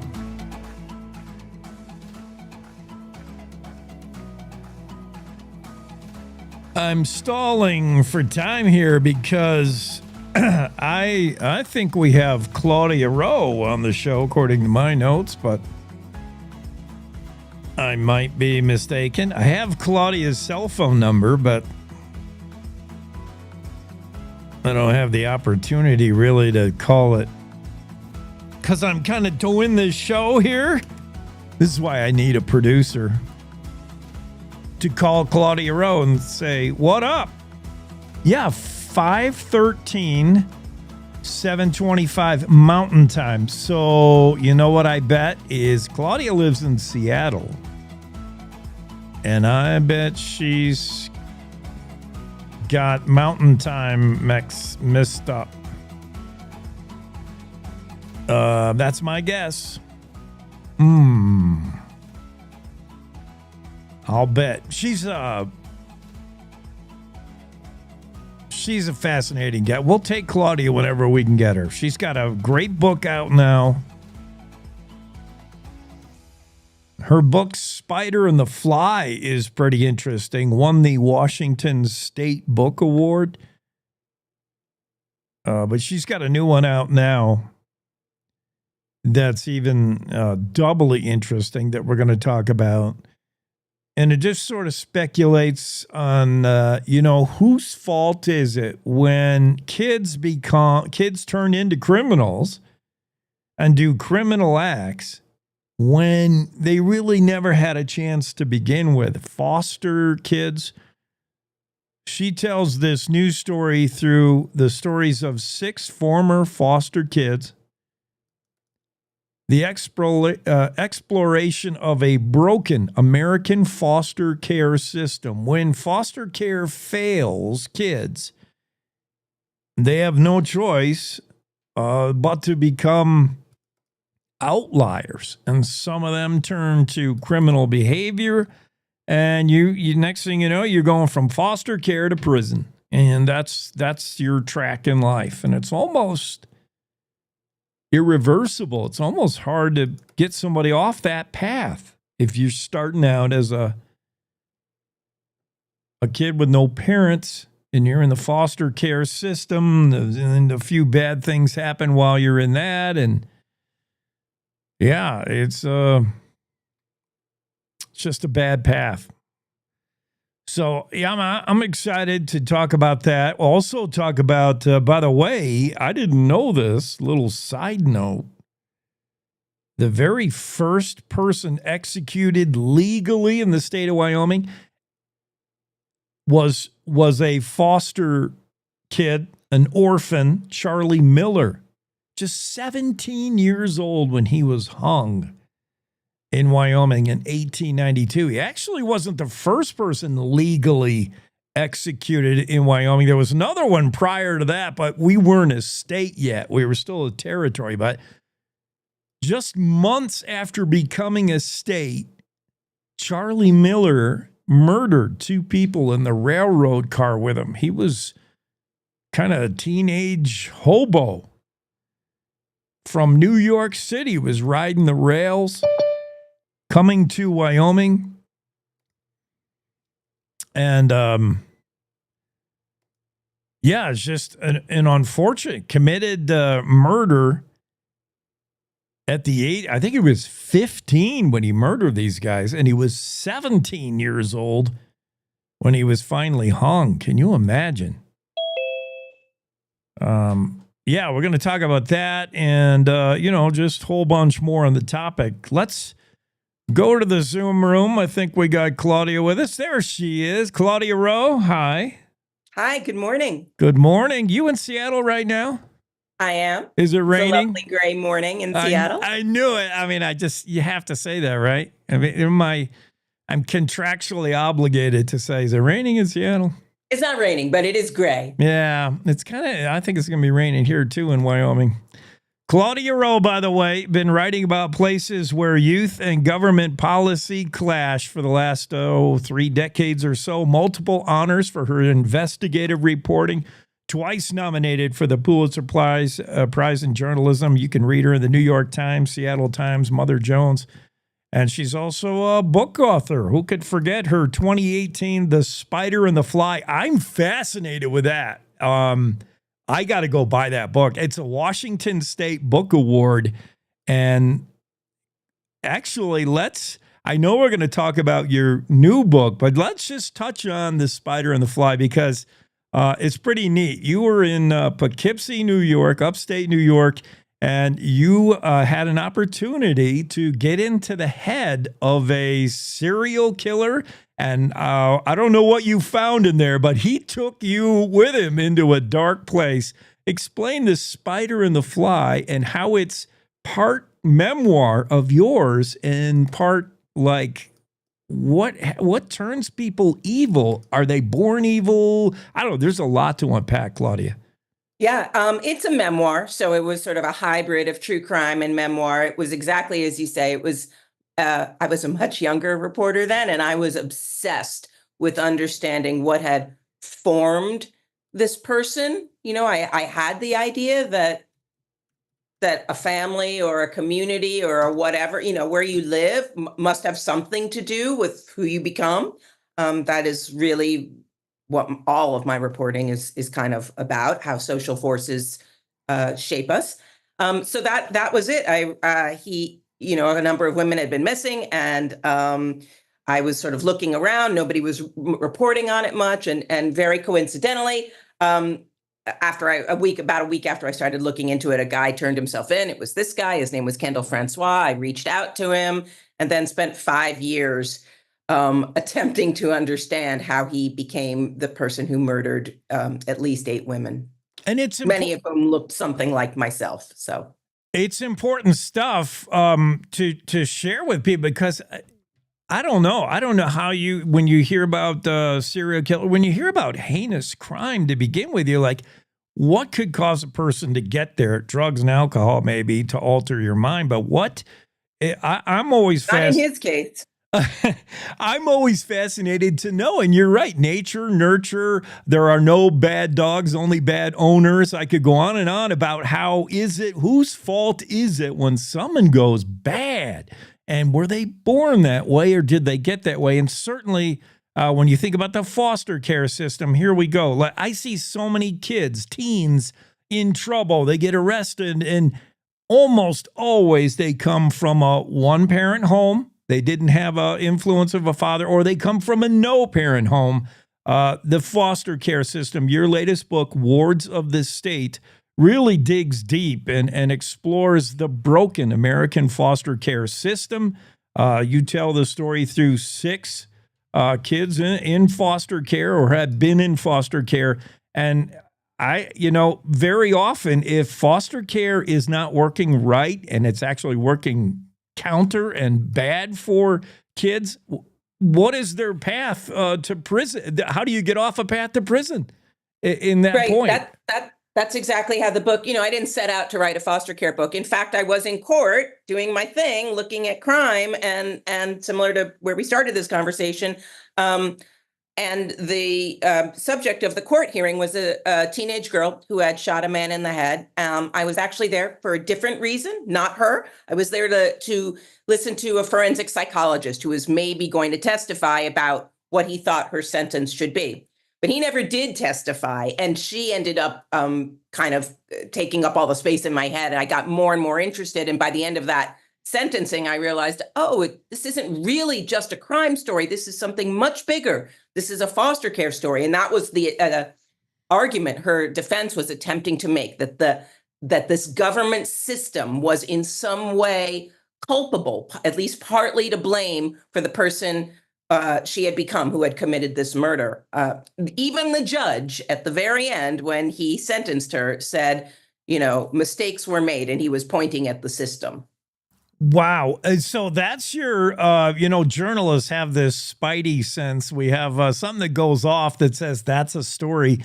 You question, like, what 16-year-old girl shoots somebody? I mean, you don't just get there one day. You don't just get there one day. When I was watching her sentencing, it kind of dovetailed with research I had come across as a reporter years before that pointed out, this was a report out of the Midwest that said over 50% of the kids who age out of foster care will have experienced lockup by the time they're 26. So you age out at 18 or 21, and this report out of a very reputable center in Illinois that studies foster care said 59% of kids who were aging out of foster care were experiencing lockup by age 26. This could have been while they were foster kids in juvie, right? Yeah. Or immediately after aging out, and many kids become immediately homeless. They have nowhere to go. The system cuts them off. They're on the street, what do you think is going to happen, right?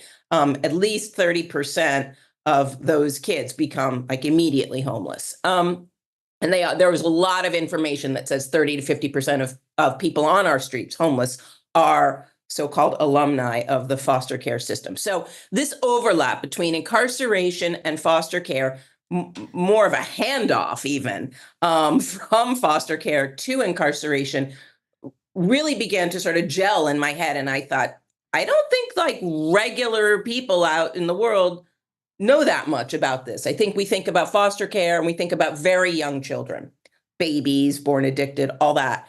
We don't too much think about what happens to adolescents in foster care.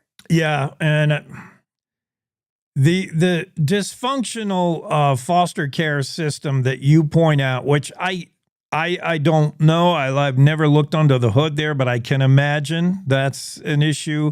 We're talking to Claudia Rowe, author of Wards of the State. The book, a must read for anyone interested in child welfare, social justice, and can it be fixed? I mean, change is needed, and that's the theme. By the time you're done reading the book, you'll say, "Wow, we need reformation. We got to change this whole system. We got to make it better." Can we? I think that's a really good question. There are very smart, well-seasoned people who would say we cannot, that it is inherently faulty at its root. And there's a lot in the book that speaks to that.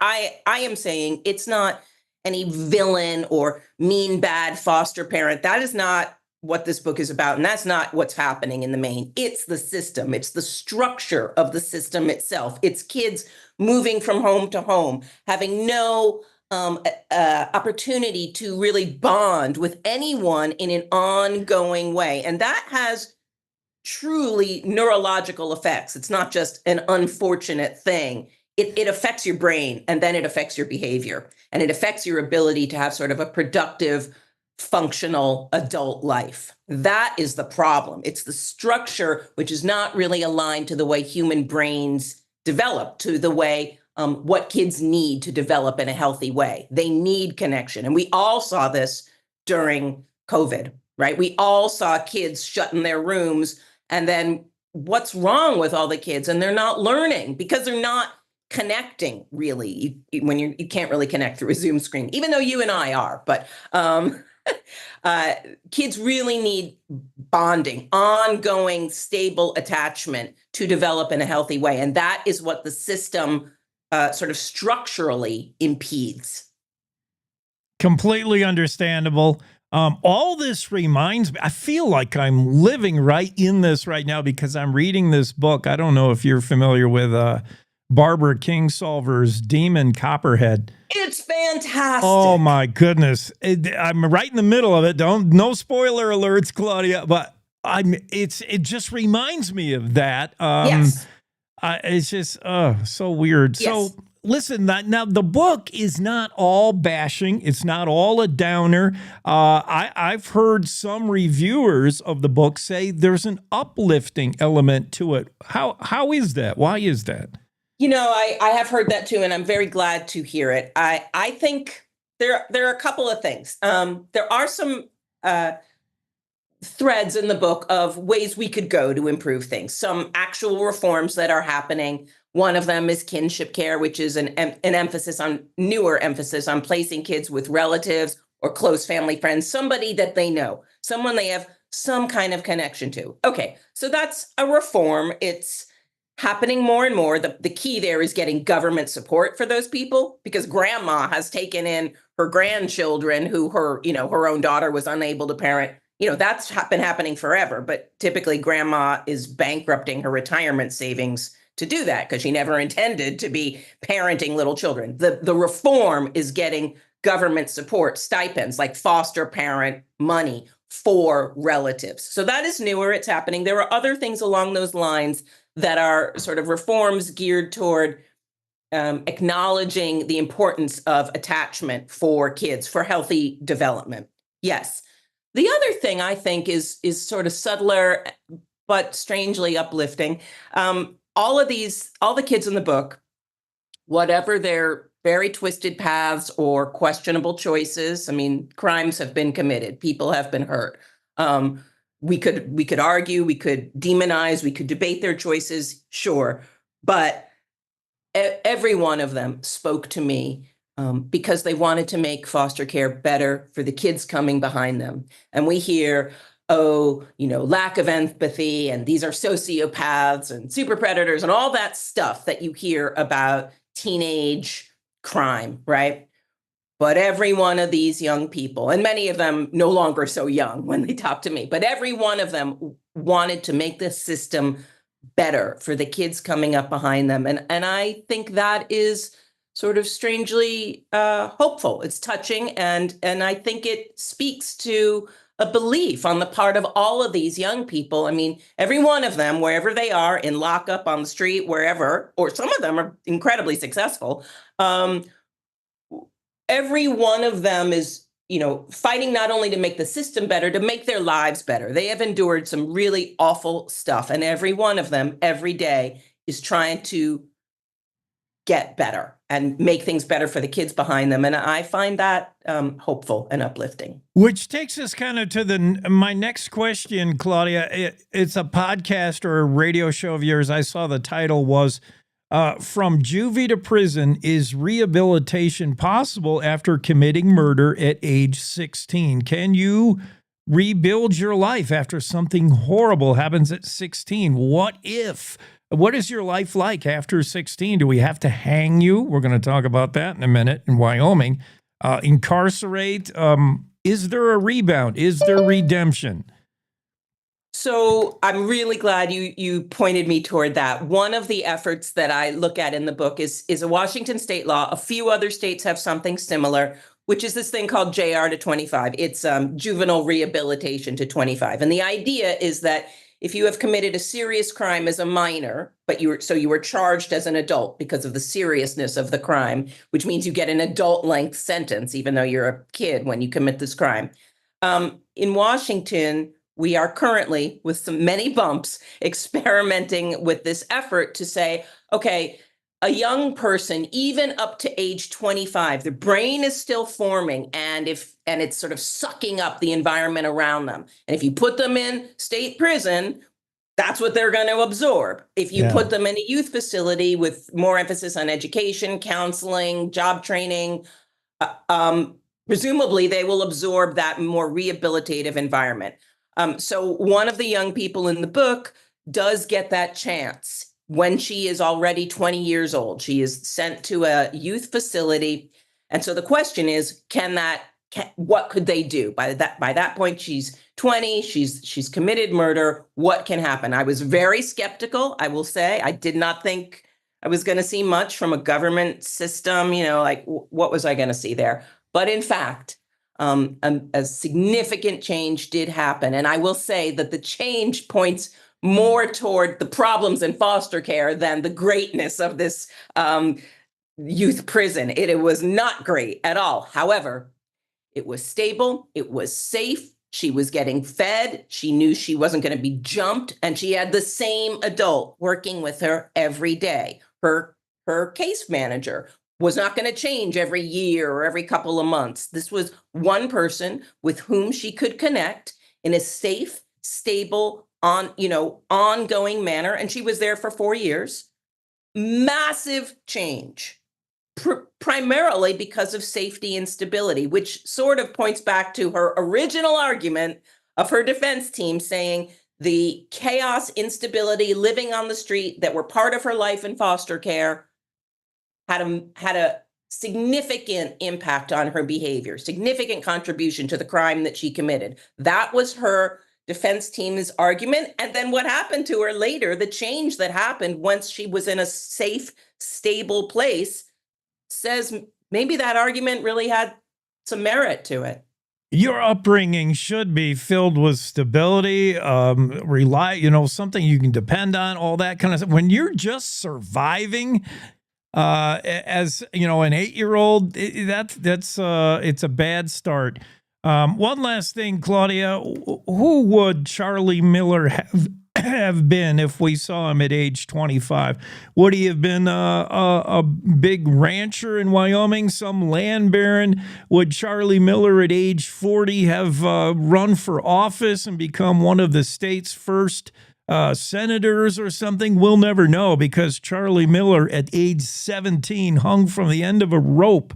Did this kid ever have a chance? Born in New York City, when he was 5, his mother died. His father was an alcoholic, committed suicide, and Charlie was riding the rails, man. He was a teenage hobo looking to make his way out to Wyoming, and found himself in a bad place in a saloon. That story is just fascinating. Is this somebody you cover in your book? What do you know of Charlie Miller, the first execution of first legal execution? I'm sure Wyoming hung plenty of cattle rustlers prior to Charlie Miller, but 17-year-old, first execution in Wyoming, and he was an orphan. He was a foster child. Yeah. He was one of the, sort of an early, he was hung in 1892. So we've had foster care as we know it now, roughly 125 years or so. So Charlie is in this early iteration of kids who are shipped from New York City on trains into the West to work on farms. And it's going to be good for them because they'll get out of the big bad city, and it's going to be good for the farmers because they'll get free labor. How fantastic. It's also child labor, but free children to work on your farm. It was a very bad situation for Charlie. This was a farm in Minnesota, and for various reasons, primarily chronic bedwetting, probably due to early trauma. Anyway, chronic bedwetter as a teenager. This farming couple kick him out with no money. They just drop him at the train station, and as you say, he becomes a hobo riding the rails for a couple of years. He runs into 2 guys. They get drunk. They're wealthy and sort of having a lark and adventure riding the rails. But for Charlie, it's totally real. It's no joke and it's no adventure, and he's starving. They have money, they eat, they all get drunk together. Then they get up and, the 2 guys get up and go to the breakfast car in the train, and it's all good for them. They come back sleeping, and Charlie, starving and probably still drunk, shoots them, steals their money and their watch. It was hardly, this too was no sort of grand adventure for him. He was totally convulsed with guilt. He tracked down his own brother in Kansas and confessed a couple of weeks later. And, what do you think happened? Of course, he's shipped back to Wyoming where the crime happened, and he is hung at age 17. The first legal execution in the state of Wyoming is a teenage foster child. Who would Charlie have been? I don't know. He really liked, dime store novels, adventure stories of cowboys. That's who he thought he was, right? He told himself he's, sort of off into the horizon, the romantic vision of the West. It wasn't romantic at all for him. But similarly, he is also locked up for a couple of years after his arrest, awaiting execution, and he's sitting in county jail in Wyoming. This is the first time. He has regular food. He has jailers who he sort of bonds with. They become his friends. He bequeaths to them his poetry, some drawings he does, same as what I was just describing about this girl at the youth prison. The jail or prison becomes for many of these kids like some kind of version of home, some kind of version of a sense of stability. And jail was that for Charlie. This youth prison was for Marianne, the girl in the book. And that is quite an indictment of our foster care system, that juvie, county jails, and then later state prisons feel kind of like where they're meant to be. And there is a man in the book who says exactly that his experience in foster care, chronically locked up, and prison becomes like home to him, where he felt normal, and everybody around him he knew from foster care. So this has been going on for decades, more than a century. That is, an important thing in the book. This is no new trend. This is old, and we've just sort of accepted it for the better part of a century. Of all these stories, and Claudia tells just a few of the thousands and thousands of stories that highlight an urgent need for reform. If you wonder why our jails and prisons are overcrowding and busting at the seams, you find out it's primarily, or at least more than half the time, it's foster care kids who never had a good start and really never had a chance. Read the latest book. In fact, while I'm there on Amazon shopping for my book, I'm going to get Spider and the Fly. I'm fascinated with that. Claudia Rowe, look her up. Claudia Rowe, Rowe. Find it on, where do you suggest we go get the book? We can get them anywhere, right? Amazon, Anywhere Barnes you and want to Noble. go. Amazon, Barnes and Noble, your local independent bookstore, bookshop.org. It's everywhere. Anybody can get it. It's Wards of the State, The Long Shadow of American Foster Care. That's the subtitle. And that's important. It's a shadow over the kids' lives. It's a shadow over all of our lives because it's driving our prison system, our homeless spending. That's what the book is saying. It's kind of a shadow over American society that we don't realize, we don't see. Well put. Claudia Rowe, it's been our great pleasure to have you on the show this morning. Thank you so much. Thank you. Stay dry in Seattle. Thanks. I had to get one more dig. Appreciate you being on. Claudia Rowe on the Cowboy State Daily Show. Yeah, check out her books, the 2018 Spider and the Fly, and the latest Wards of the State. Claudia Rowe, author. We got to take a quick break. We'll get Jackie Dorothy into the room here in a second on the Cowboy State Daily Show with Jake coming up after these.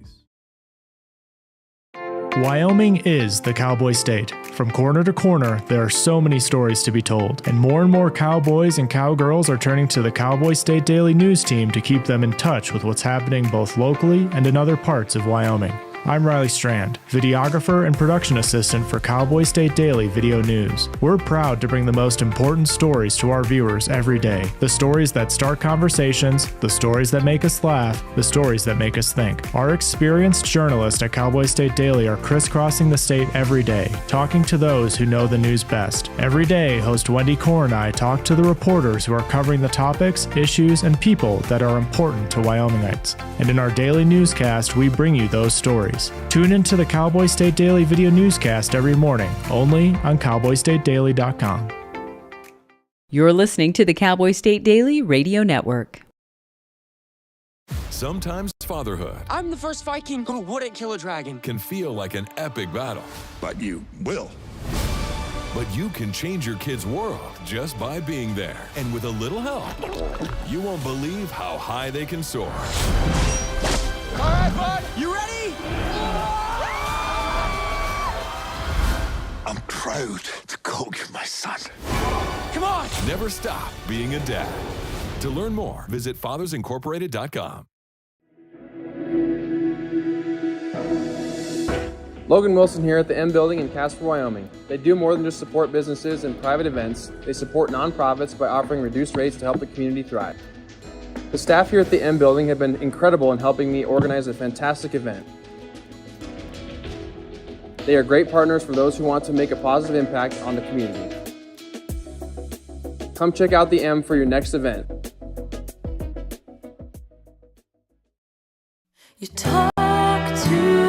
In every family, small conversations can make a big impact. I grew up on tour with my parents. Kind of different, but we bonded over music just like other families do over sports, camping, or other interests. And we talked. Little everyday conversations from silly to serious that built a foundation over time. Honest conversations, like when my dad shared his experiences as an alcoholic. Your honesty about that part of your life gave me a sense of integrity that I wanted to uphold in my own life. And I was so grateful that you and Mom had become these sober, stable people who were always there for me. I wanted you to know from someone who's been in recovery more than 30 years now that hard work is what creates success, not alcohol or other drugs, whether it's music or anything else. I said it a lot, and I'm glad you took it to heart. Talk, they hear you. For more information about talking with your kids about underage use of alcohol and other drugs, visit underagedrinking.samhsa.gov. Cowboy State Daily Show with Jake on a Tuesday. Big thank you to Claudia Rowe for dropping in. We got a lot to get to, including 10 things you should never do when charging your phone. I do like 8 of them. I'm so guilty. It's terrible. Over a ton of cocaine was seized off the coast of Australia. It's worth about $500 million, just floating out there in the ocean. We'll tell you the hottest baby names for 2025, and it's a trend. It's a return to old names. Like Eunice. I'm not kidding. Like, everybody wants the nostalgia of going back and naming their kids like old names. It's so cool. We'll tell you why RFK Jr. was caught swimming in a sewage-tainted creek that was closed, by the way, by the Park Service. Oh, man. And Sonia Morgan refuses to pay a $1,000 restaurant tab. I know you're saying, who's Sonia Morgan? Exactly. That's what the restaurant said. Like, who are you? And she says, I'm famous. I don't pay bar tabs. I don't pay restaurant checks. Oh, man. Do you know who I am? I've never used that at a restaurant, but maybe I should. We got to do all this stuff when we come back. Top of the hour news break. The Cowboy State Daily Show with Jake continues. Don't go nowhere.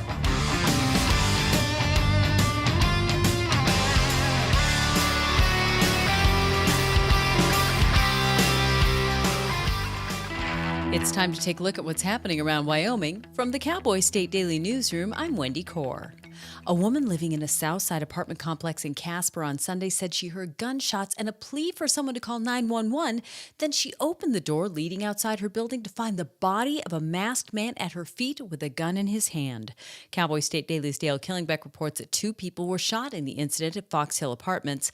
1 man was killed and another was transported to Banner, Wyoming Medical Center with an apparent gunshot wound. What we were told by an apartment resident below that apartment was they heard about 12 gunshots. And then she opened her door and she said she heard somebody say somebody needs to call 911. So she grabbed her phone and ran into the hall into the end where she opened the door, and there was a body laying at her feet. And that was the individual that was deceased. In a separate incident that occurred at the same time in another part of the city, an apparently accidental shooting involving a 21-year-old and a 16-year-old has left the teenager in a Denver hospital fighting for his life.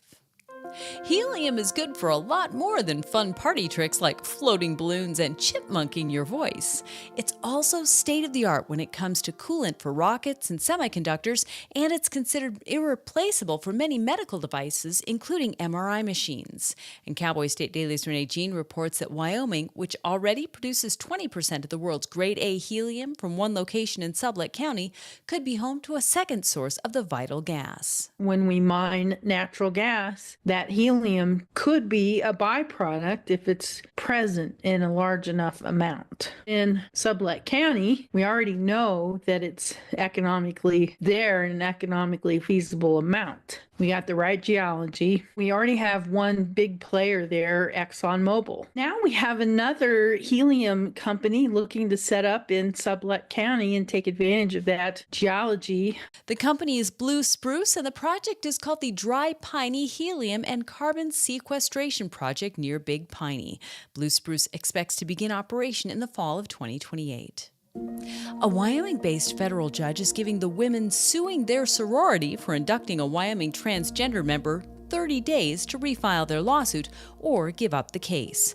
U.S. District Court Judge Alan B. Johnson's deadline, issued Friday, comes after 2 years of litigation in a case in which 6 women are suing the Kappa Kappa Gamma sorority, accusing it of violating its own rules and imperiling its membership and future for allegedly pushing University of Wyoming-based sorority members into inducting transgender student Artemis Langford in the fall of 2022. Crime and Courts reporter Claire McFarland has been following the story. Judge Johnson of the federal court was like, you basically can't attack this sorority for inducting a transgender member because private organizations in America have a First Amendment right to dictate their terms of association, their terms of membership. That's under your expressive association rights. And the appeals court was like, we're not going to look at any of that because you still have a chance for remedy in the lower court. And then there was this huge lull. Nothing happened. On Friday, Judge Johnson was like, you got to do something. 30 days to amend your complaint or this case is over. The women's attorney, Cassie Craven, told Cowboy State Daily that they plan to reframe their allegations for the court's consideration. I'll be back with more news right after this. Do you know it's illegal to dig or excavate without knowing what's below? This is Jan Warren, Executive Director for One Call of Wyoming. We will be hosting workshops around the state to educate homeowners, realtors, landscapers, underground facility owners, and excavators on the state law, industry best practices when it comes to planting a tree, building a fence, or any other excavation project you have planned. Join us for a free breakfast, get your questions answered, and learn how One Call of Wyoming is here to help. Go to onecallofwyoming.com and register today. Goring is frequently the term used to describe what happens when a fed-up bison attacks a Yellowstone National Park tourist who gets too close, conjuring up images of an enraged bison driving its horn through the victim's torso. Cowboy State Daily's Mark Hines reports, though, that in reality, bison bludgeoning or catastrophic bison bashing might be better terms to describe what happens when one of the 2,000-pound beasts decides it's had enough of someone invading its personal space. I talked to an ER doctor in Cody who's treated a lot of these cases. So he sees a lot of broken bones, a lot of damaged spleens and livers. Things got off to an early start this tourism season. A 47-year-old Florida man suffered what were described as minor injuries May 4th when he got too close to a bison in Yellowstone's Lake Village area and the animal turned on him. And that's today's news. Get your free digital subscription to Wyoming's only statewide newspaper by clicking the daily newsletter button on cowboystatedaily.com. I'm Wendy Core for Cowboy State Daily. We said we'd never give in to a meltdown. Okay. And we'd never babysit with a screen. We said we'd never let the toys take over. Mariella! Never leave the house looking, well, and never let them out of our sight.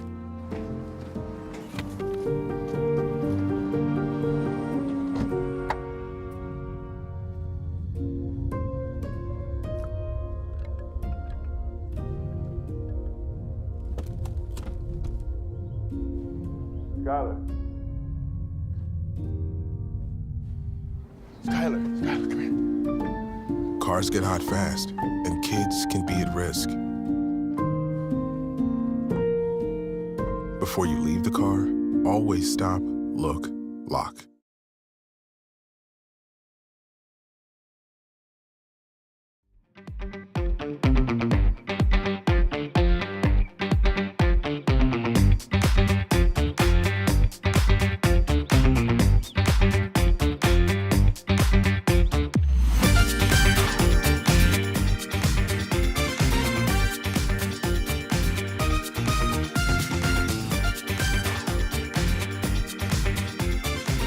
Cowboy State Daily Show with Jake. Mark Hines will be joining us here in a moment. We'll talk about goats, bison, wolves, all kinds of animals. That's his beat. If it walks, crawls, gallops, swims, flies, Mark Hines is on it. Including a rather gruesome headline, Mark. I don't know where your mind's at now. I don't know if there's a need for an intervention. But this headline's kind of disturbing.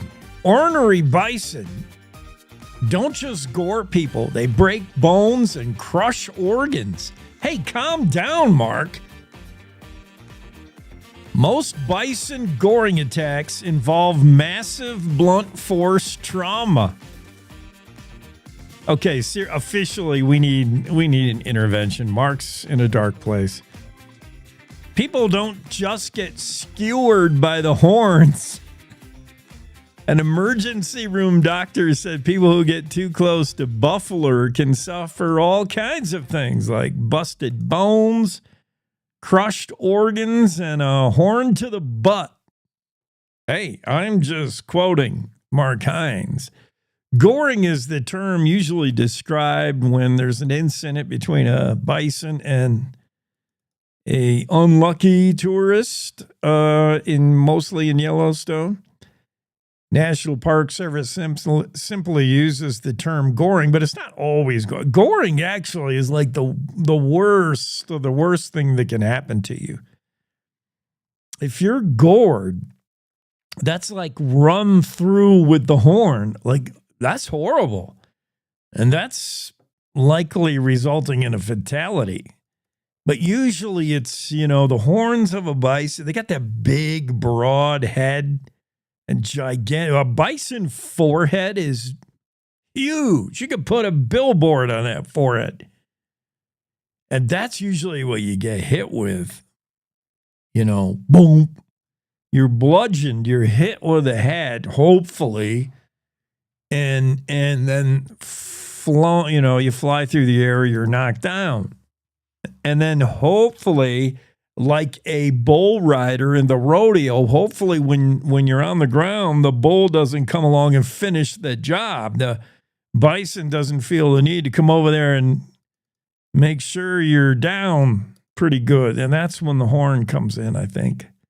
Or you could just be snagged by the horn and gored. But that's not often the case. Usually, a tourist, a victim of a bison dust-up is just bashed or bludgeoned.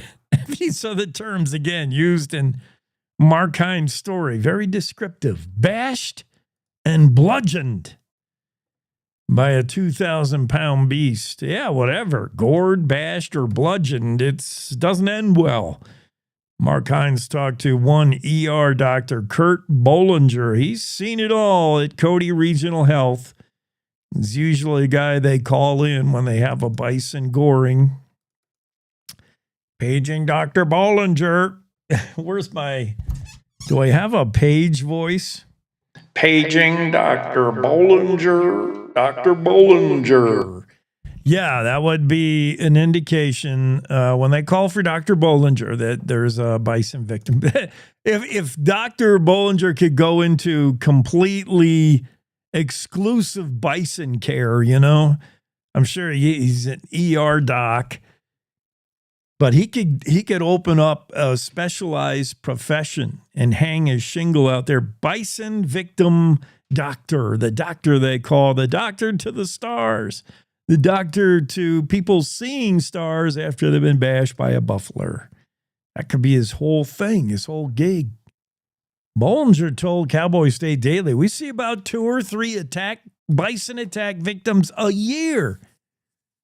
And things got off to an early start this tourism season. You remember just last week, 47-year-old Florida man described with minor injuries that happened on May 4th when he got too close to a bison in the Lake Village area. The animal turned on him and he was gored. Well, he wasn't gored. See, that was a case of he was...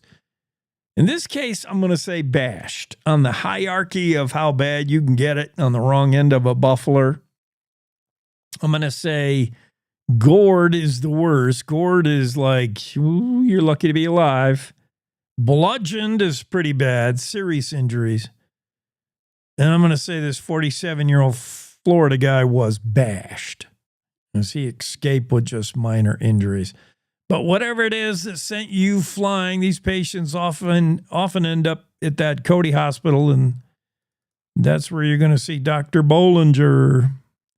Broken bones, he's seen that. He's seen damage to internal organs that can include dangerous internal bleeding, but it's not often a flat-out goring as we know it. Interesting news, and who knew that we needed it? But I guess we did. Let's have Mark Hines explain it in his own words along with Wendy Core to see if, it looks like Mark has finally chimed into our Zoom room so he can explain it in his own words.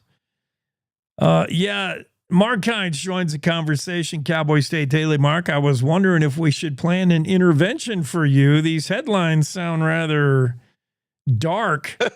Ornery bison don't just gore people, they break bones, crush organs, bashed and bludgeoned, and what? So descriptive. Yeah, I'm kind of straying into Jen's territory now. Yeah, I mean, in all Mark's defense, he did get a lot of these words straight out of Dr. Bollinger's mouth, who has become a bison bashing expert up there in Cody Hospital. He's seen a lot. It's not always goring, though, huh?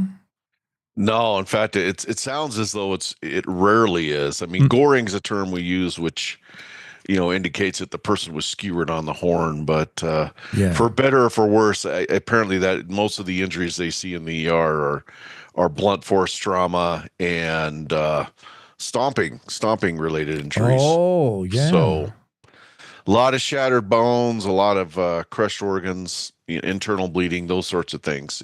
Not fun stuff for sure.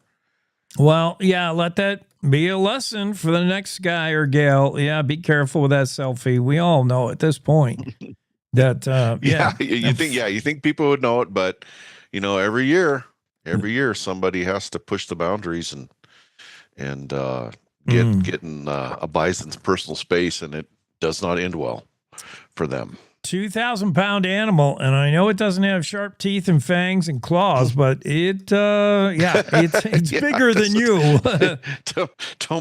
don't pet the fluffy cows. No, don't. I feel like I want to run out and adopt this Nubian goat. It's the goat I didn't know I needed. Bambi? I love this Bambi's story. pretty awesome, isn't he? Mark, you tugging at our heartstrings, man. See, you show us you can be more than just a bison bashing kind of journalist.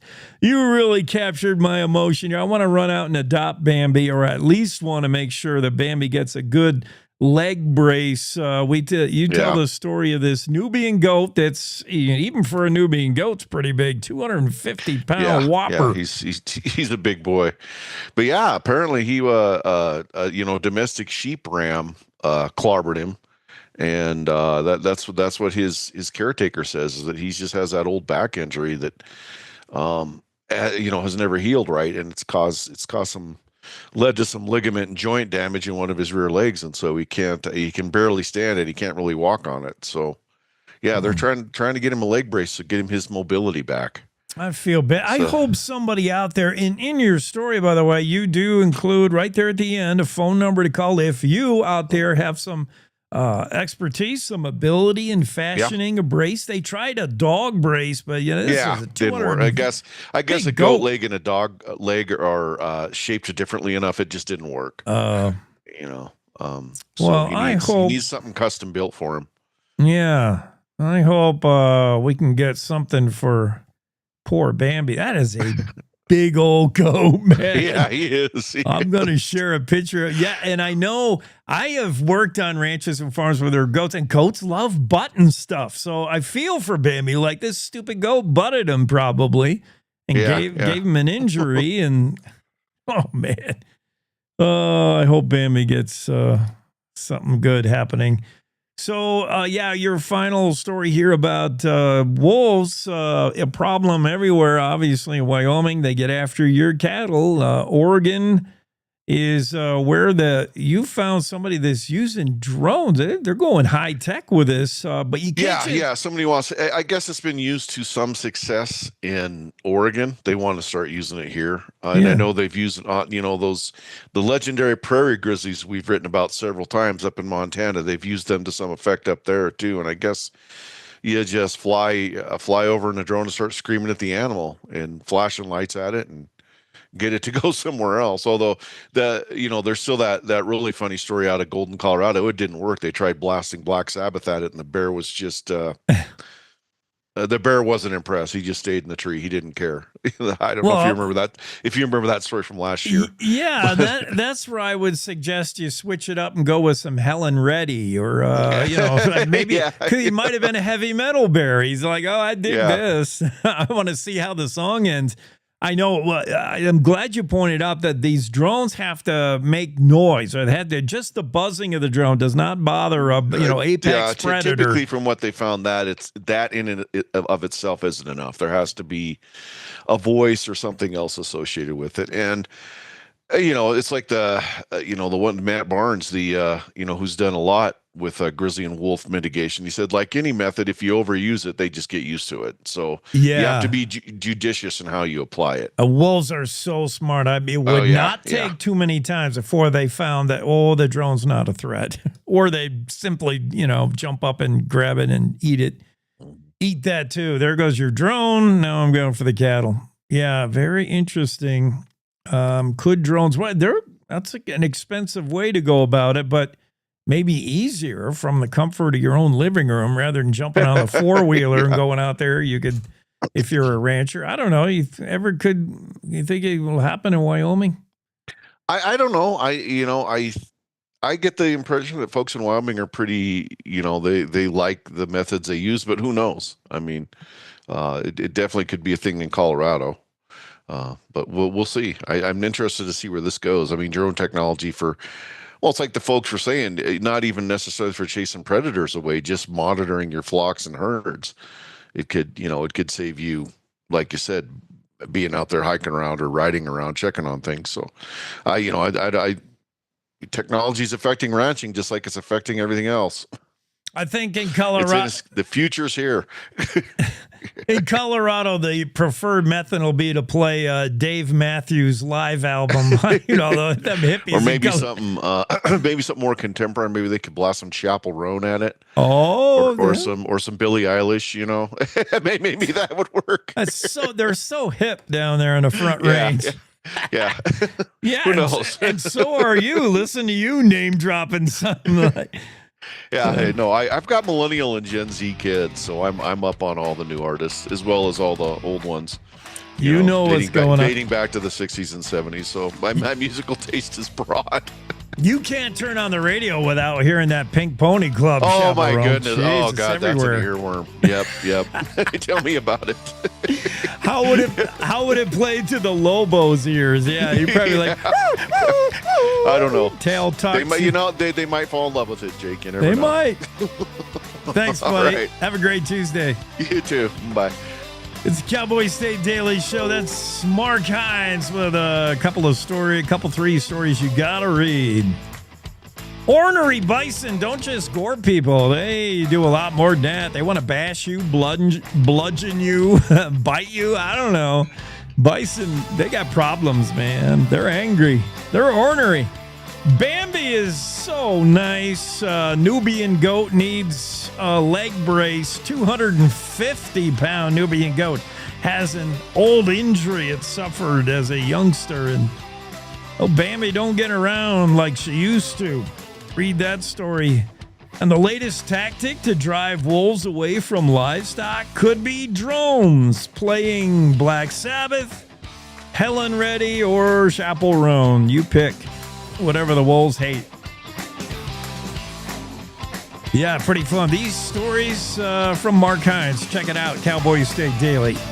Take a quick break. Get back in here with Kevin Meyer, a resident cowboy. We'll make cowboy sense, horse sense of the world right after these. Hi, I'm U.S. Senator John Barrasso, and I'm teaming up with the Wyoming Center on Aging at the University of Wyoming for their campaign, Tough Enough to Know Your Numbers. May is National High Blood Pressure Education Month. It's a good time to learn and educate yourself on maintaining a healthy blood pressure. Hypertension or high blood pressure is when the force of the blood going through your blood vessels is consistently too high. If untreated, this can cause all sorts of major problems, including heart disease, a heart attack, or stroke. Now, you can help control your high blood pressure by staying active, keeping a healthy diet, and knowing the proper use of medications if needed. It's worth knowing your blood pressure numbers and talking with your healthcare provider about what is best for you. Are you tough enough to know your numbers?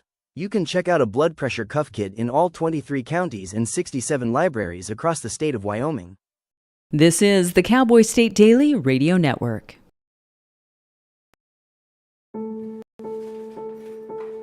We all make choices. When it comes to alcohol, kids make choices whether to drink or not. Bye, Dad. Bye-bye. Remember, I'm going to Alex's party tonight and sleeping over. Have fun. Hey, have a seat for a second. Remind me about that party again? Alex is just... And adults make choices whether to talk about it. That's true of parents and every other trusted adult in a kid's life. Kids want to know our expectations when it comes to alcohol and other drugs. They want guidance and honest answers to their questions. And it makes a difference when the message is consistent and part of everyday conversations. So talk with your kids and help lead them on a positive path. Because when you talk, they hear you. For more information about talking with your kids about underage use of alcohol and other drugs, visit underagedrinking.samhsa.gov. I don't think many kids in my son's school even do it. He makes fun of his friend who vapes. He would never try it. She's into soccer. She's on the honor roll. She's just not the type. No way. No way. No way. No way, my kid would never vape. Get your head out of the cloud. Today, nearly 8,000 kids will start vaping. Maybe even yours. Learn about the dangers at talkaboutvaping.org.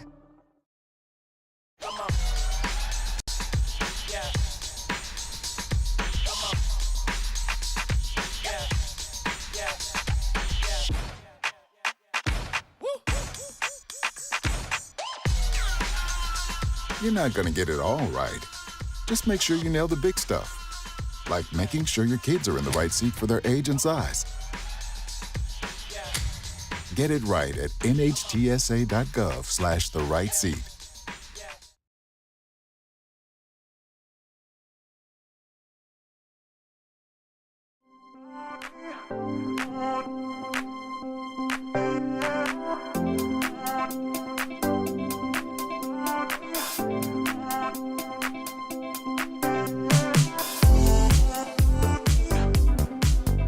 Cowboy State Daily Show with Jake on a Tuesday. Kevin Meyer in the room, straight out of live from Douglas. That should be a show in itself. Live from Douglas, Wyoming. Is it? That'd be a pretty short television show, I think. Yeah, like a 3-minute show, and would not. I don't know if it would retain your interest as a viewer. Live from Douglas. I just, by accident, drove to Gillette and back from Jack. That is a haul, man. 7 hours of seeing the great state of Wyoming. There's some cool stuff to see. I've made that trip, and many like it many times. And I tell you what, it's pretty cool to go across there. And we still are living in a place where you can go for quite a ways without seeing anything man-made besides the highway and the borrow ditch fence. Don't you know it, man? Just long stretches of open country. Yeah, it's good stuff. I just, how much ground you'd have to cover on a horse, at 20 miles a day. I'm glad I had a vehicle to do it, but I didn't have my truck. My truck's still getting fixed in Pinedale. Broke down in Pinedale. There's another show. Yeah, and you hope it's getting fixed. It's in a shop.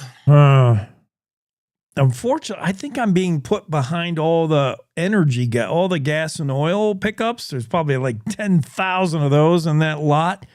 And those guys, I think they do such regular business with them. I think I'm slotted in behind them. They're like, oh yeah, this guy from Jackson, we'll get to it when we can. Oh, you mean the radio chuckle host? Yeah.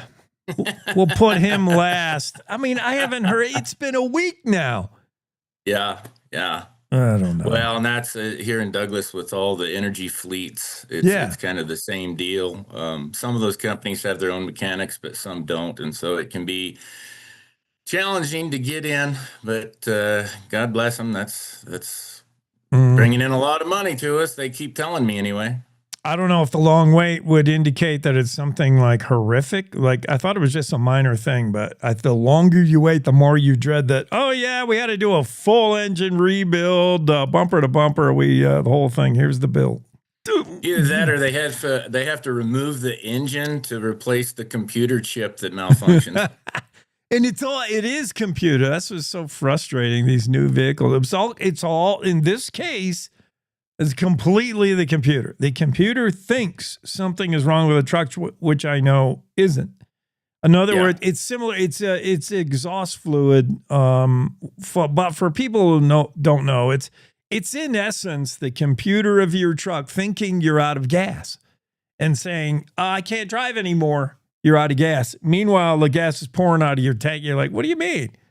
Yeah. And it won't go. Like the computer takes over and makes the decision you can't drive me anymore. So frustrating. But luckily they have Sirius XM radio in them, so you can go across the state of Wyoming. It's not like the old days where you were desperately searching for an AM station that would come in somewhere between Shoshone and Casper. Yeah, it's scratchy, far away trucker, all-night trucker station or NPR. Those are your two choices. And you're like, oh, no, not great choices. Before we get into some really horsey related stuff, I do want to talk horses with you. Anything in the news that's got you baffled, kerfuffled, or otherwise perplexed? Well, there is one thing, and I don't want to talk about the story, but there was one thing that stuck out to me in one of the stories in the Cowboy State Daily is the guy that had 30,000 illegal images on those discs. Oh, right. Yeah. I don't own 30,000 of anything. I don't know that I have 30,000 blades of grass in my lawn. 30,000 photos, and they were, by the way, bad photos, naughty photos. Yeah, how does one even go back? I have a whole mess of photos I've taken over the jillions of years I've been alive, and they're all stored on the cloud somewhere. I can't tell you the last time I went back and flipped through them for nostalgia's sake, and there certainly ain't 30,000 of them. There's probably 300 of them. I don't know. Well, and you're a DJ, and I would wager that you don't have 30,000 songs on that system that you DJ with. Oh, you would lose that wager. Really? You have more than that? 70,000. No kidding. Yeah, wow, no. I didn't know there was 70,000 songs invented. Oh, man. Dude, they go back to like Frank Sinatra, even before him. Oh, yeah, there's plenty of songs. Now, how many do I actually play on a regular basis? Yeah, nowhere near that, but yeah, I got a lot. So, yeah, if you're like, that's my livelihood, my living, and my jam. For this guy, that's sort of just a side hustle, child porn. 30,000 images. Yeah, it was on a CD in his basement, and guess who found it? That pesky wife who was down there vacuuming probably and banged into it, the CD phone. I wonder what that is. Oh, my. And she called 911. She ratted out the husband. I'm not surprised. And ironically, they don't want the Cody Fire Department to have balloons, and I don't think they were going to have anywhere close to 30,000 water balloons. No. It was just not quantity. It was just the quality of those balloons and the idea that they could get wayward. Apparently, it wasn't even the Cody Volunteer Fire Department's fault. They have a tradition of throwing water balloons off their trucks in the parade, 4th of July parade. And it wasn't them throwing, because I'm sure they're careful about where, a fire department's careful about where it tosses water. That's what they do, man. That's their profession. So they know what they're doing when they throw the water balloons. They don't purposely hit people who don't want to be hit. They might throw them at little kids. They're saying, come on, it's 80 degrees out, hit me. It was the ones that didn't explode, and the people in the crowd would throw them back. And, and they would sometimes throw them and miss the fight, because they are not professional firefighters. They would throw them and miss the fire truck, and it would go across to the other side of the parade, and then hit some old lady in the face and broke her glasses. And well, that's unfortunate, but you kind of got to keep your head on a swivel. In a parade? Yeah. Yeah, you don't know when candy or water balloons or or the. Yeah, I think I'd rather get caught by one of them water balloons than one of those jawbreakers. Yeah, if I had to pick. Yeah. Oh, the hazards of watching a parade. This is the world we live in, where we have to be we have to be coddled through a parade because of the dangers involved. Gee whiz, it all starts with the litigation and these insurance companies, but we don't have enough time to fix that whole mess. I wanted to talk to you about this story. I was a little bit surprised to hear Junior Delgado riding in the Kentucky Derby, rode Sovereignty to a win, and then later we find out that the guy gets suspended for a couple of days, and he's fined $62,000 for, quote, overuse of his whip. I didn't know there was even an agency that looked into the welfare of horses, although you can probably figure, yeah, because they don't want horses doped up or treated wrong. I didn't know there was such a thing as over whipping. But you see these jockeys going at it down the stretch. It don't look like they're, being careful with it. 6 whips is your limit. You're on a 6 whip limit in horse racing. And that's a rule that I didn't even know about. And I was talking to Nettie about it, and it's pretty much a new rule. And I think the racing business in general is starting to tighten up their animal protections. And of course, this is probably what happened. I don't know this for a fact because I don't think that rule is probably really strictly enforced on a random Saturday afternoon on any racetrack. Yeah. But this is the biggest race in the nation. And I would not doubt if there aren't some very well-meaning but very nosy people watching the race, not to see who wins, but they're watching the race for animal cruelty in any way, and they've got their rule book right next to them.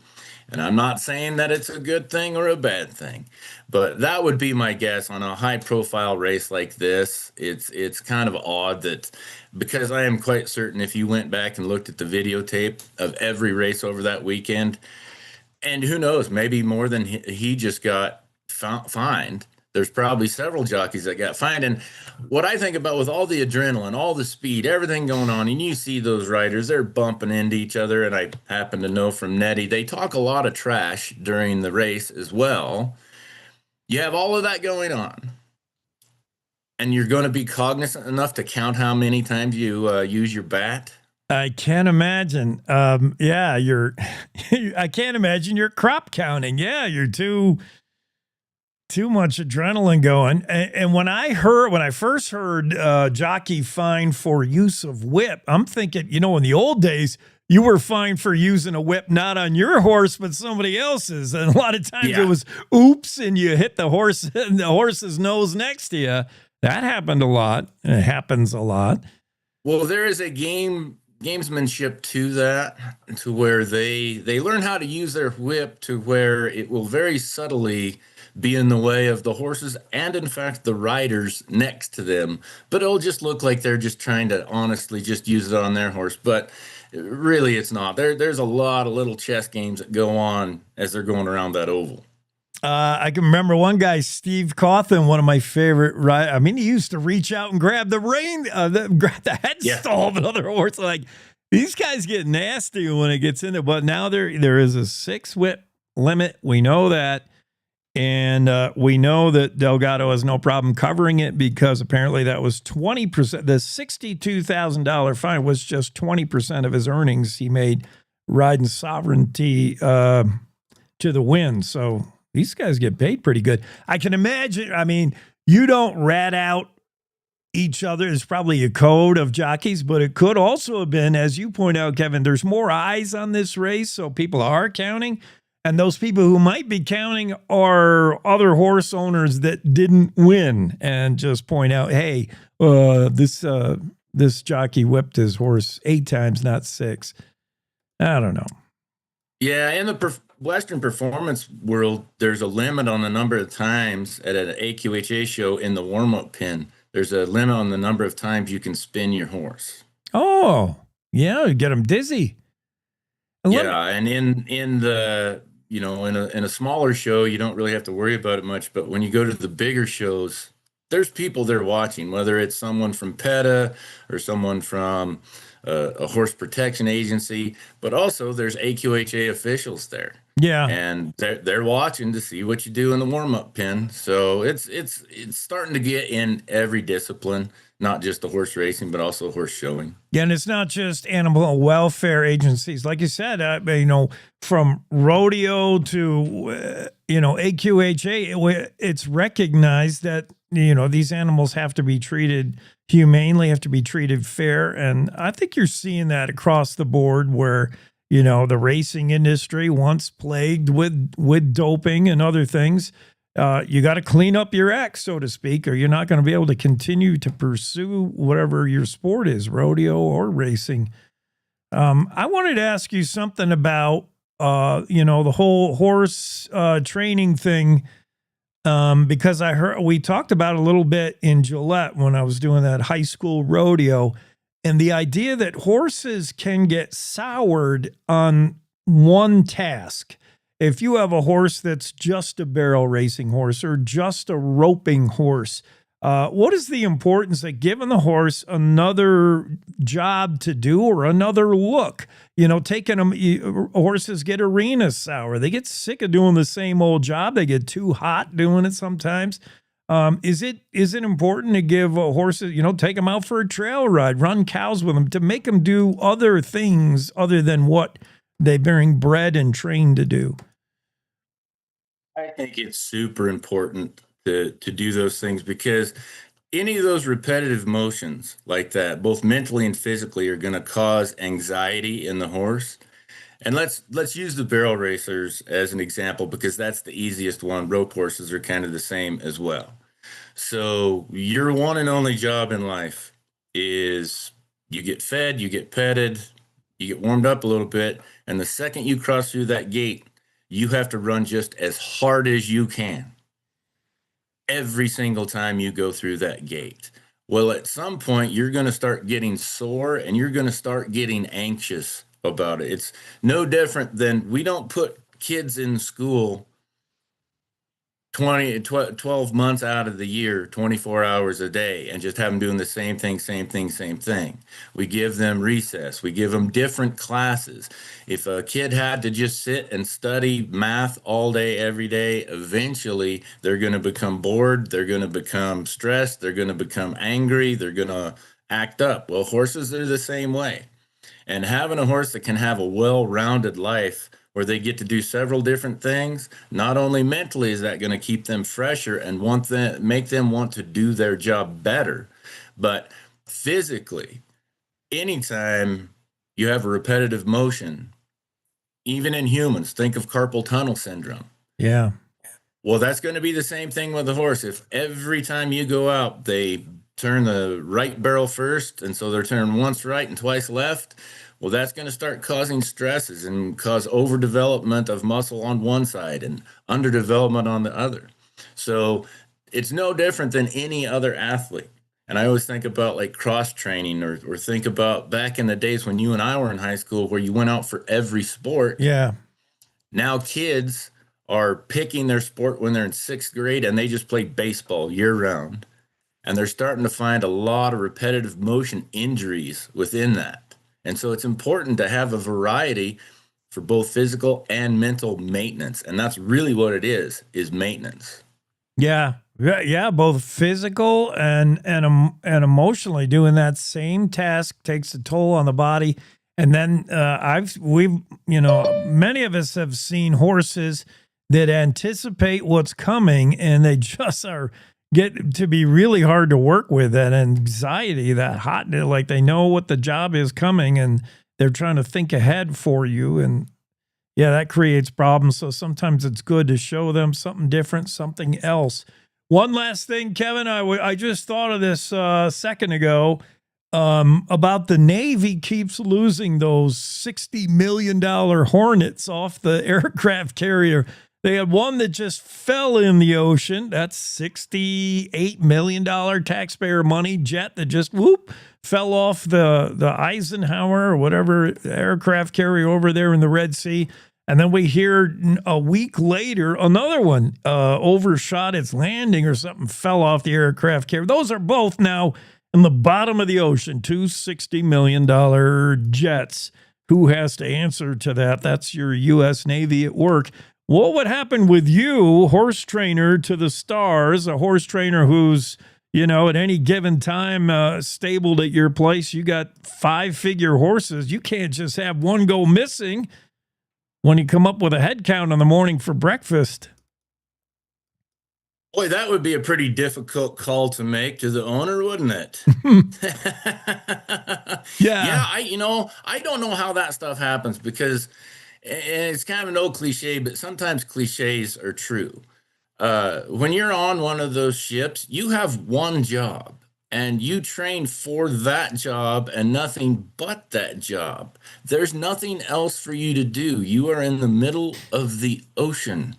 No different than what you're asking me about the horses. I have one job, and it's to take care of these horses. And the first thing I do in the morning and the last thing I do at night is check on every one of them, check every gate, check every water tank, just as a daily thing. So my question about this deal with the Navy is, okay, one time, all right, accidents happen.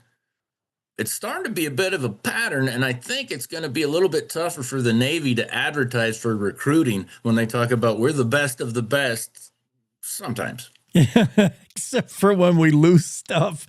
Yeah, I don't know how business would be at Mance Creek Horses if Kevin had to make too many of those phone calls that said, I got good news and bad news. The good news is Spirit's coming along fine. We really got him at a place where the bad news is we don't know where the heck he is this morning. I have Wherever no idea. he is, we're sure he's doing a hell of a job. Wherever he is, he's topped off and ready to come home. I mean, yeah. All right, man. Thank you. Hey, take care. Kevin Meyer, our resident cowboy, making horse sense of the world. Let's take a quick break, get back into the Zoom room with Trout Unlimited right after these.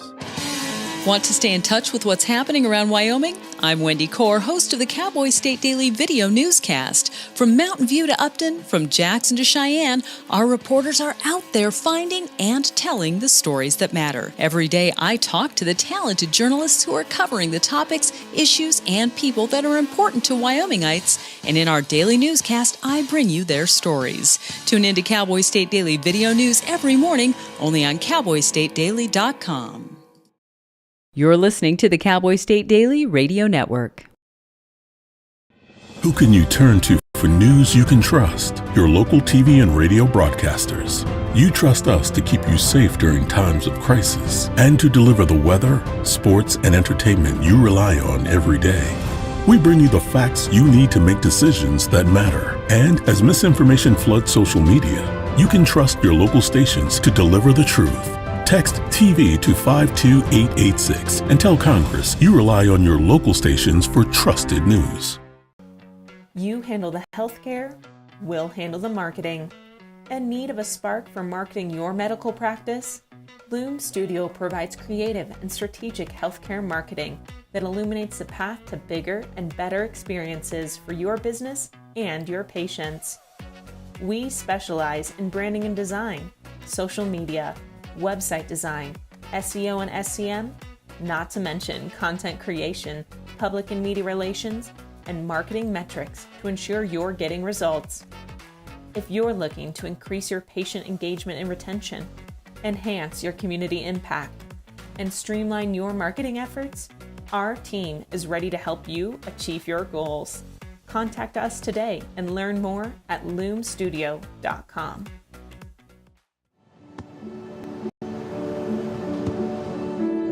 I don't remember how it started.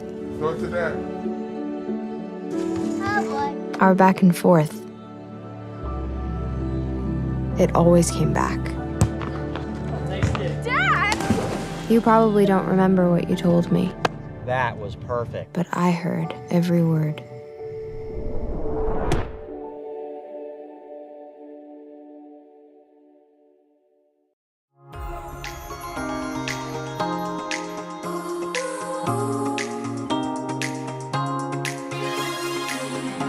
Cowboy State Daily Show with Jay continues here on a Tuesday. We're going to go into the Zoom room. Welcome in Trout Unlimited, Leslie Tanner.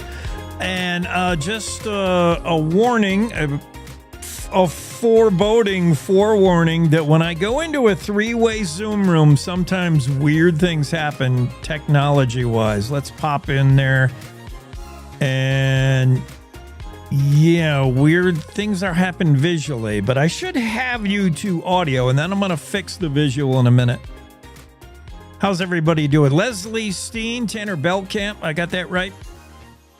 Yes, Tanner Belknap and Leslie Steen. Belknap, okay. Excellent. Trout Unlimited. Leslie, I want to start with you just to give an overview, flyover of Trout Unlimited. Get people who have no idea, for our out-of-state listeners, or even if you're out of state, Trout Unlimited's nationwide, right? What is Trout Unlimited? What's Trout Unlimited do?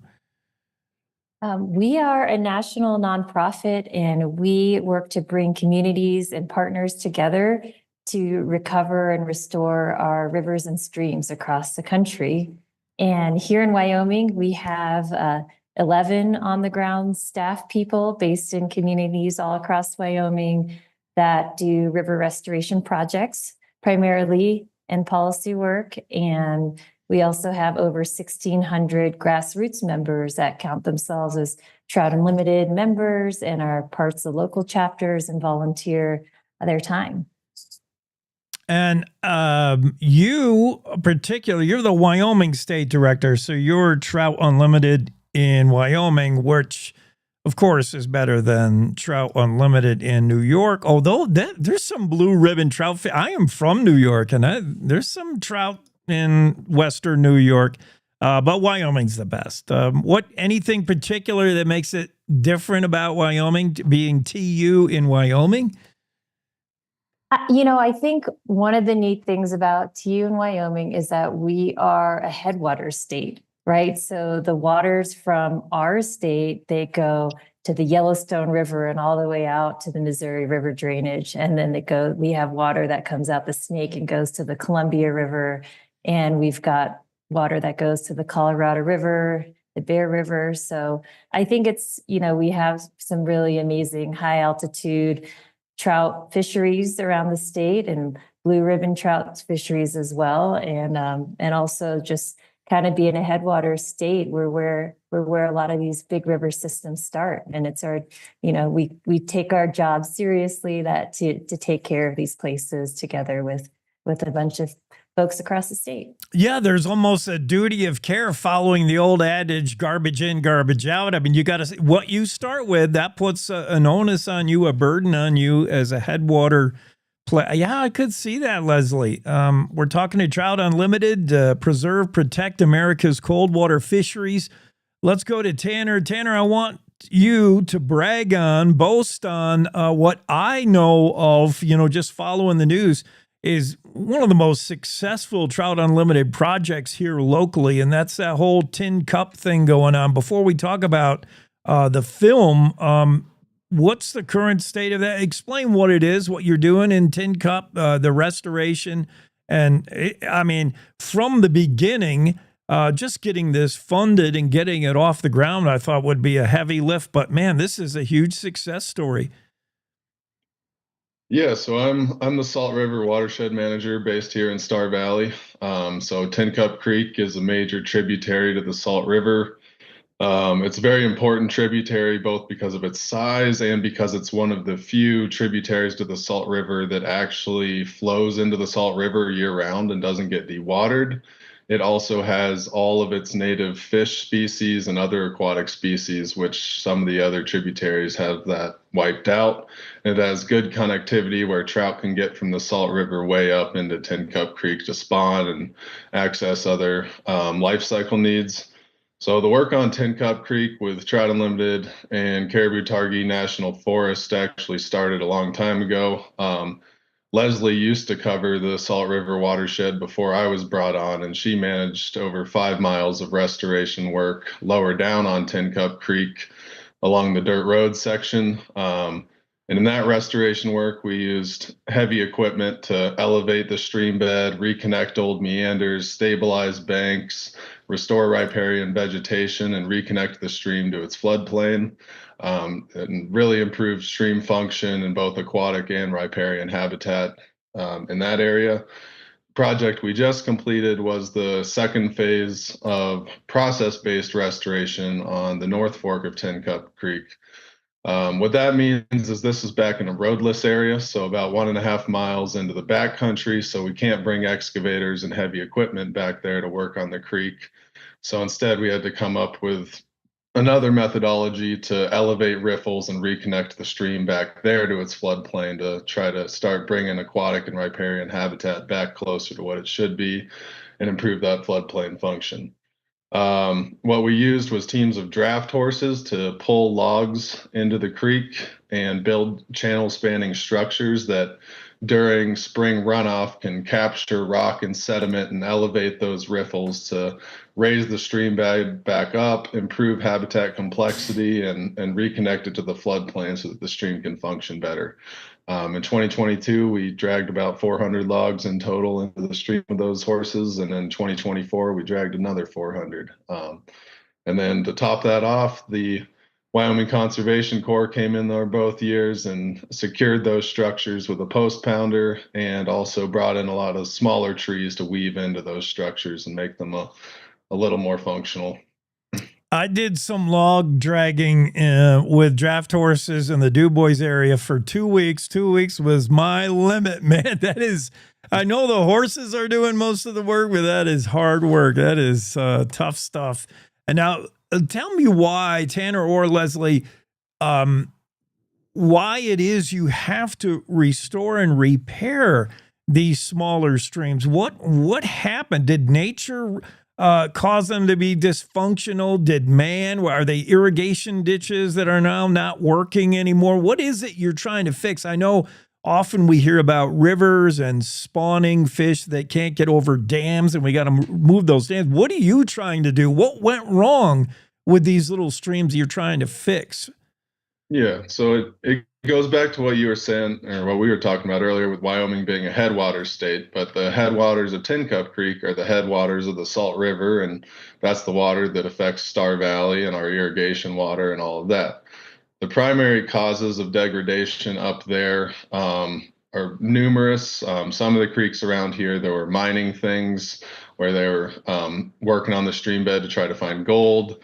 On Tin Cup Creek, there was a lot of spraying of willows, so chemical treatments that killed a lot of the willows and led to extreme instability, and the streams just unraveled, as well as extensive trapping of beaver. So beavers, the continuous building of dams kind of helps to maintain those stream beds and keep them elevated in those high elevation streams, and really keep those wet, saturated floodplains that produce cold, clean water all year long.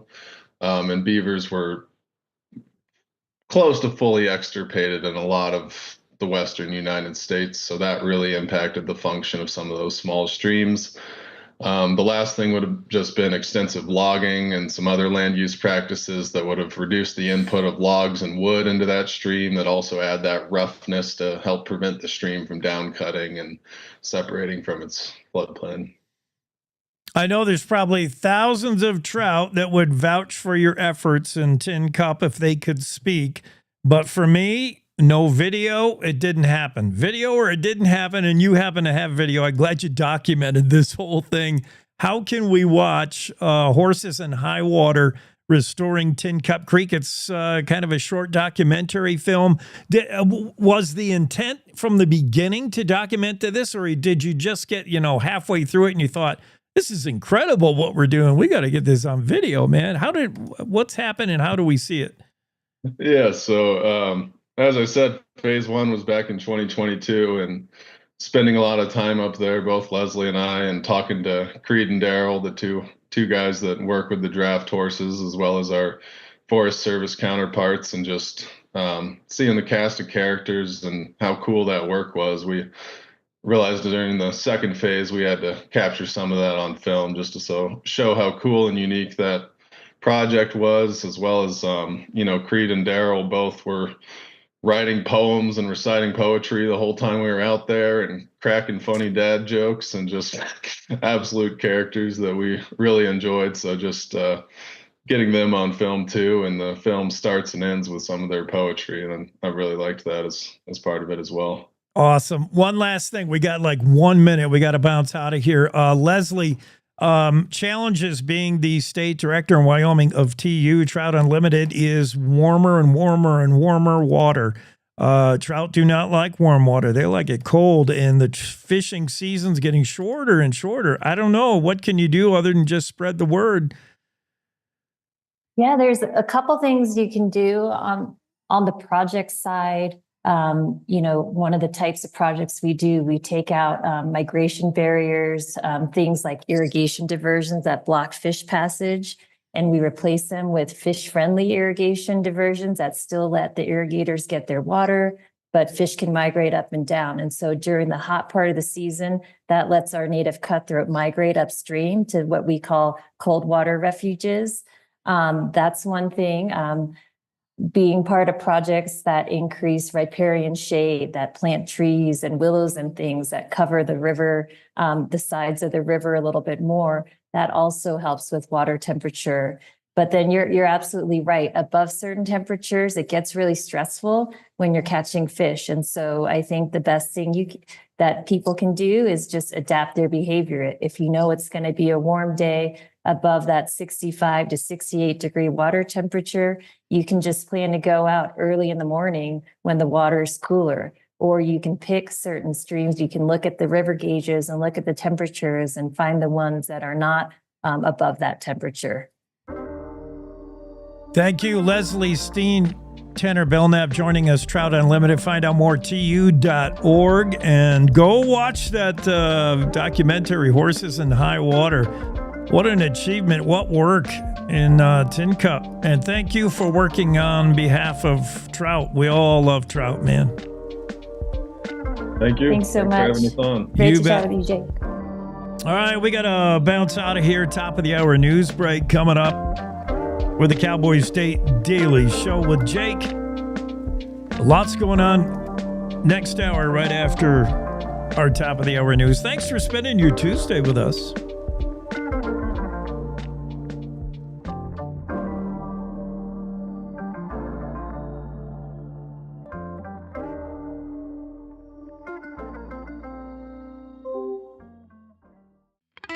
It's time to take a look at what's happening around Wyoming. From the Cowboy State Daily Newsroom, I'm Wendy Core.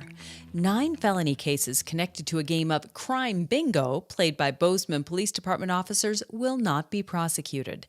That's what Gallatin County Attorney Audrey Cromwell said Monday, citing a need to protect defendants' constitutional due process rights and to ensure procedural fairness. Cowboy State Daily's David Madison reports that Police Chief Jim Veltkamp revealed the Crime Bingo during an April 18th press conference, but at the time insisted that no arrests had been affected by the game. The county attorney here, which handles all of the felony cases, reviewed and decided not to proceed with 9 cases, most of them drug offenses. Those are serious matters that really got hung up somehow by having a connection to this Crime Bingo game. The Bozeman Police Department reported in April that an independent review cleared BPD officers of any misconduct inspired by the bingo game. Wyoming lawmakers will consider assessing harsher penalties for public officials who don't produce public documents upon request and other heightened transparency measures. Cowboy State Daily's Claire McFarland reports that at a meeting in Lander on Friday, the Legislative Joint Corporations, Elections, and Political Subdivisions Committee heard from members of the press, a mayor, a county attorney, and others about balancing the public's right to see what government is doing and the time and cost burden of producing public documents. A longtime newspaper man approached lawmakers on Friday, like, you got to up the penalty. It's only $750 civil penalty if people just, I'm not going to cop up these public documents. I don't feel like showing the public that dirt today. They're contemplating that and several other remedies. But that was offset by Cheyenne's mayor saying, look, I get it. I want what's public to be public, but we have such a hard time keeping up with the constant pressure of data miners. According to him, it just takes city staffers months to comply with requests that are actually coming from out of state. Some of the things data miners have requested include every building permit given for residential and commercial properties, every purchasing order record despite the city's multi-million-dollar budget, and outstanding warrants. In a social media post on Friday, President Donald Trump broached the idea of a tax increase for the richest Americans.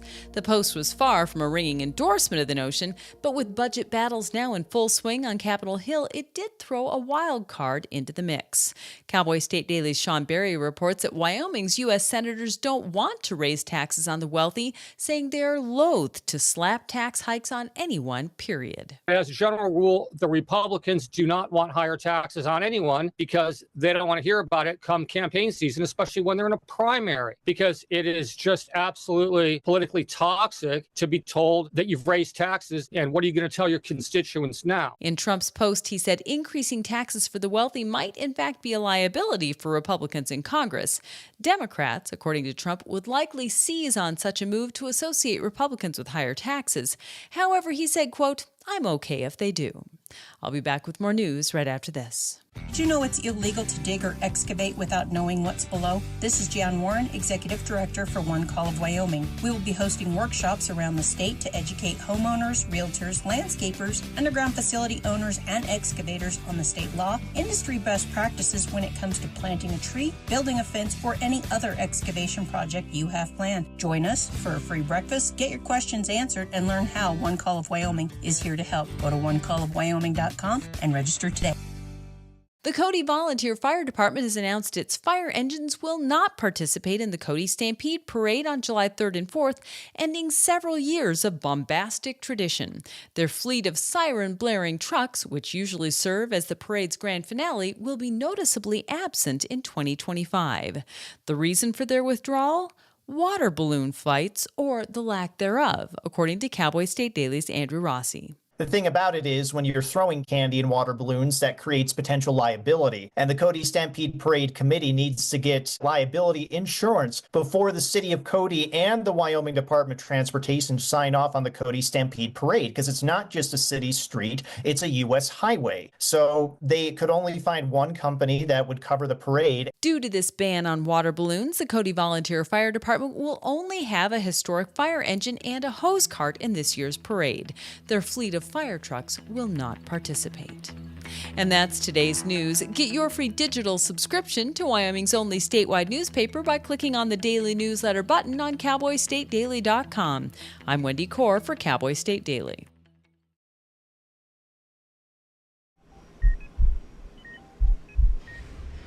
I did cheerleading through high school. I went to the Colts cheerleading and I loved it. I was about to go to work and my arm went numb on me. I knew I couldn't speak and I collapsed. After 36 hours, Tessa's worried family and friends called police, who found her on the floor after suffering a stroke. For 2 days, I was unconscious. I don't remember anything. Thanks to the American Heart Association's support of life-saving research and medical breakthroughs, Tessa got her life back. I don't have a limp anymore, and I am so encouraged because I can speak now. To learn more about how the American Heart Association is saving lives, go to helpheart.org.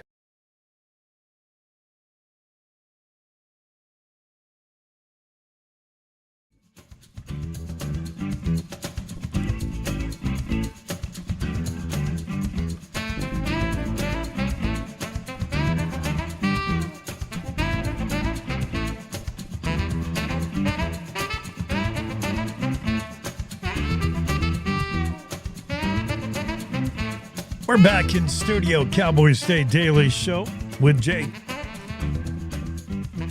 Wyoming delegation not supportive of Trump's idea to tax the rich.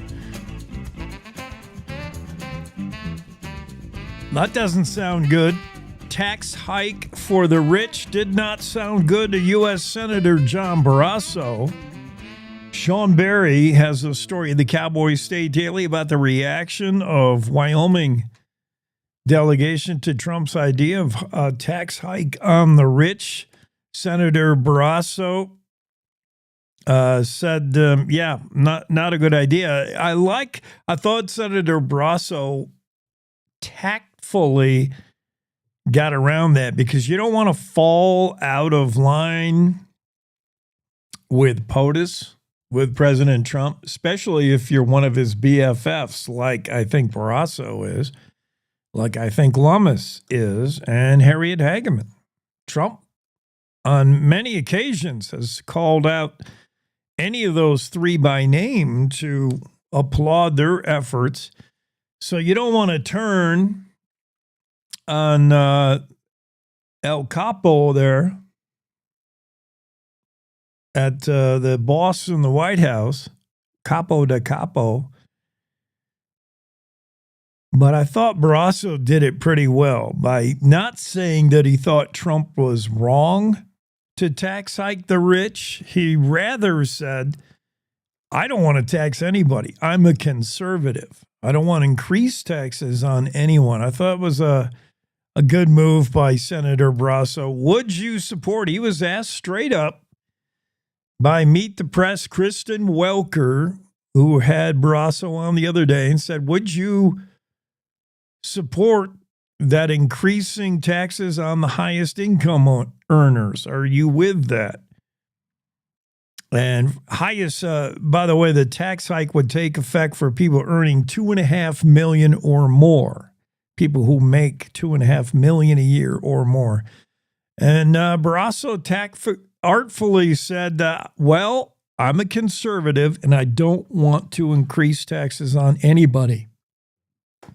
Well said. Good response. Senator Lummis said, I echo that. Same was the report from Joe Jackson, that spokesperson for Senator Lummis. In an email, he said Senator Lummis agrees with Senator Barrasso. We should not be raising taxes on anyone. Hageman could not be tracked down for a comment, but you would imagine it would be similar, artfully dodging whether you agree with Trump's idea to tax hike on the rich, both Barrasso and Lummis, saying they don't want to hike taxes on anybody. I think the question should be, the solution should be, President Trump said we're just going to fall further into debt if the rich don't pay their way, the wealthy, and so he wants to hike taxes on the wealthy. I think the solution is simply to make them pay taxes on what they earn. There's too many opportunities, too many loopholes to avoid tax on what you make if you're wealthy. I have seen it firsthand, evidenced it firsthand on how the ultra wealthy or very wealthy can divert money they're making, and they're rarely losing money. They're usually making money. And if you earn money, in my life, if I earn money, that gets taxed, brother. Don't think it doesn't. But there's too many ways to avoid that by moving money around, investing in things, actually taking out loans that you don't need in order to pay. There are too many ways of avoiding paying taxes on what you make. You tighten up some of those loopholes, give some of these CPAs less wiggle room to move around, and I think you can get the wealthy to pay more, pay their share, because too often we hear about mega millionaires that pay zero in taxes, corporations that pay zero because they game the system. They use legal loopholes. I think you got to tighten up that whole tax, make it shorter. The IRS and the whole, I think that all needs reform. Let's do that, President Trump. Reform. We don't have to tax hike the rich. We just have to tax the rich and make them pay like I got to pay. Just a thought. Renee Jean will be on the show. I'm assuming she's scheduled, but Renee often has a flexible idea of time Time does not exist for Renee like it exists for the rest of us. Renee might live near a black hole. Did you hear that? Time, as you approach a black hole, time gets all kinds of weird. Like time bends near a black hole. I talked about this with Don Day the other day. And there are some super smart people who believe that it's not a matter of if, it's a matter of when we will discover time travel. Once we solve the science of it, say the experts, it already exists, the idea that we could move forward and back in time because of all the stuff we've discovered about black holes. It already exists, the ability to move forward and back in time. A time machine already, the tech about it already exists. We just have to figure it out. We got to do the math and math it out. Here's Renee Jean into the Zoom room, who we got on the subject of shifting time because Renee, your idea of time seems to move around a little. You must have a time machine, maybe live near a black hole. But yeah, I think we got you on here pretty much on time, on Renee time.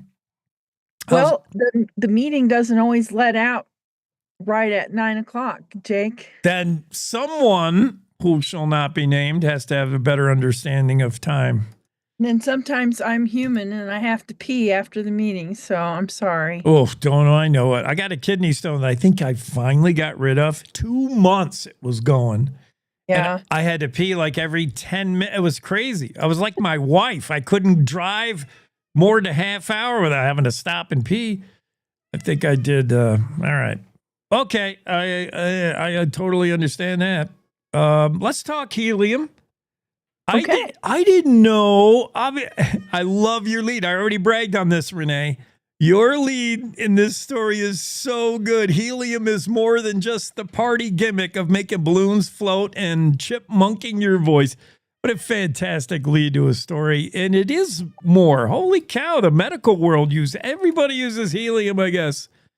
Yeah, we think of, most of us think of helium as this fun, cool little chemical that's good for party tricks, but it has a whole lot of very serious applications.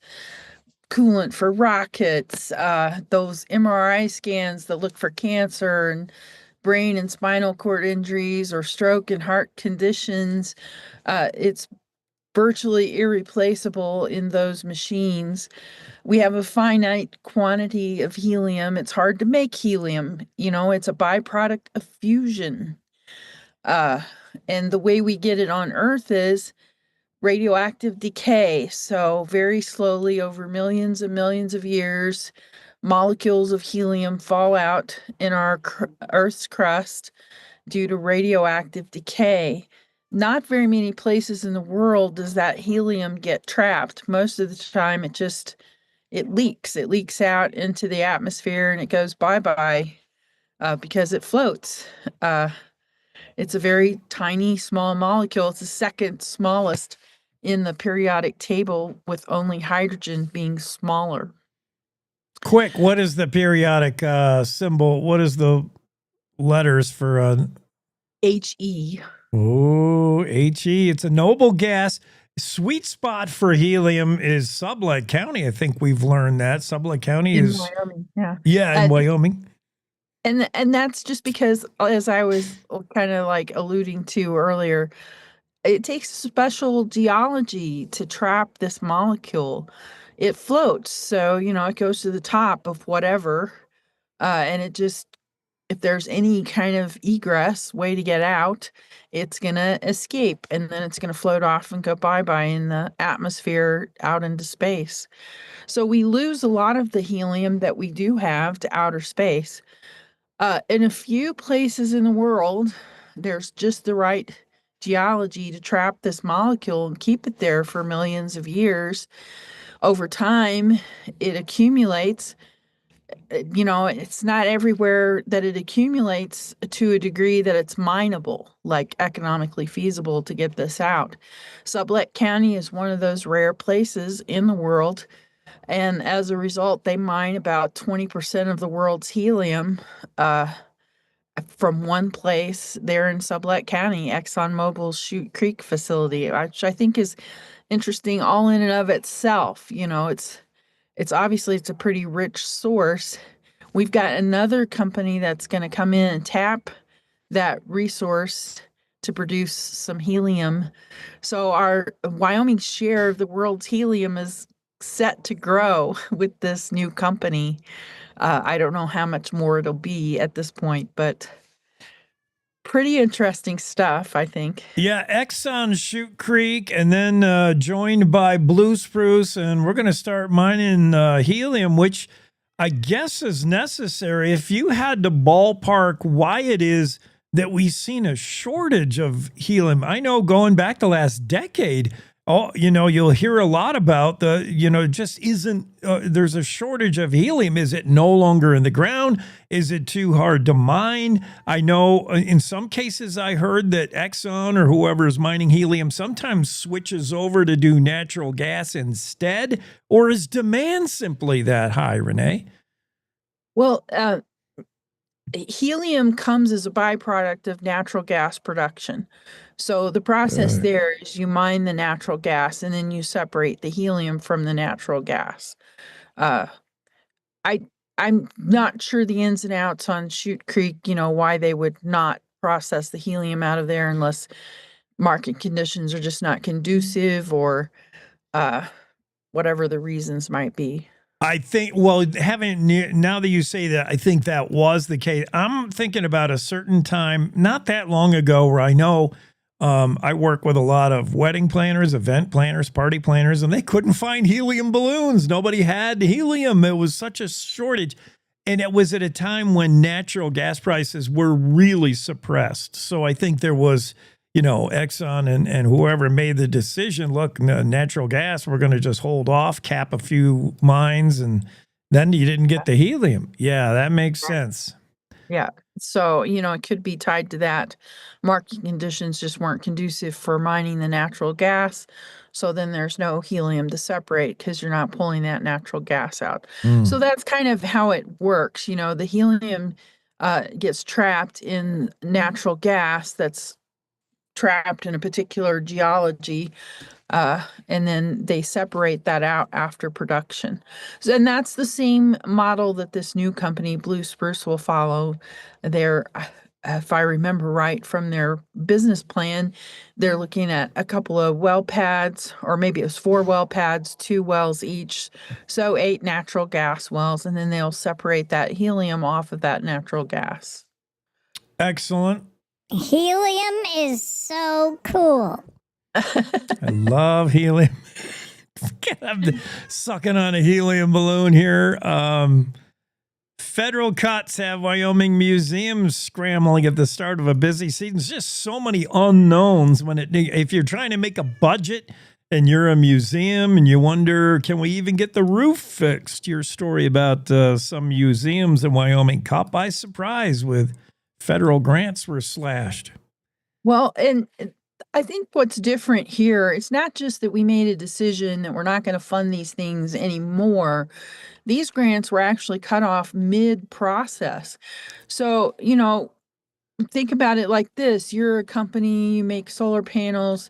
The Meeteetse Museum comes to you and says, hey, I've got a federal grant. I want you to order this solar panel and install it at the museum, and we'll make payments as we get reimbursed from the federal government. So far, they've made 2 payments totaling $35,000 on this solar panel that this company in good faith has ordered to put on their museum. But now, suddenly mid-process, the federal government says, oh, wait, never mind. We're not going to give you the remaining $10,000 that we owed on this solar panel. You'll just have to figure that out yourself, Meeteetse Museum. This is a small town museum with limited funds. So what does that mean for them? They're going to have to find either a donor to cover that cost, because they can't, they've signed a contract with this company. They can't just say, oh, hey, wait, never mind on the solar panel. $35,000 federal dollars have already been spent for part of a solar panel. What do you do with part of a contract. That's a sticky wicket. Yeah. What do you do with part of? Yeah. So it's not just that I think it's a debate to be had whether we fund these things with federal dollars. They are small town local museums. Is that something we want federal tax dollars to go to? That's a fair discussion, but is it fair to just suddenly cut it off in the middle when people have already made financial commitments? Companies have already gone out and purchased things, and then we don't pay them what we owe them. Everybody's on the hook there. Your story about the gunslingers in Cheyenne just remind me of how long can something like this continue to go on in today's culture with guns and gun violence. I love these old Western shows, these Western reenactments. It's all for fun. The guns are blanks. In Jackson, we have one of the, if not the longest, Western gunfighting reenactment shows all summer. Cody has one. Cody's has been under the radar and in trouble from time to time. And that these gunslingers in Cheyenne now have been told by the mayor, not that they don't want the show, but that they have to move, which may, you don't wonder if this is death by 1,000 cuts, you got to move over here. Pretty soon you're all the way out of town and then you don't exist anymore. What's happening? Are they going to be able to function moving to a new location, Cheyenne Frontier Days, these gunslingers? Yeah, so I think the plan is all along for them to have a new home. Homeless might not be exactly right there, but there aren't questions about this new home. Is it going to be too far away from the downtown? That's the question that the group has. They feel like their original mission was helping the downtown businesses, kind of keeping people in the downtown, encouraging them to shop downtown. The Cheyenne Gunslingers is a pretty nice draw. I mean, during Cheyenne Frontier Days, they perform for around 400 or so people, two daily shows basically, and as part of that they encourage those participants to stick around, check out the Wrangler, maybe have lunch at the Albany or some of these other downtown places. That's a core mission for this group. If you move them 5 blocks away from downtown, it becomes a little hard to carry out that mission, right? That's their concern is this new place going to be too far away? And then they're running out of places that they could move to that are still in the downtown area.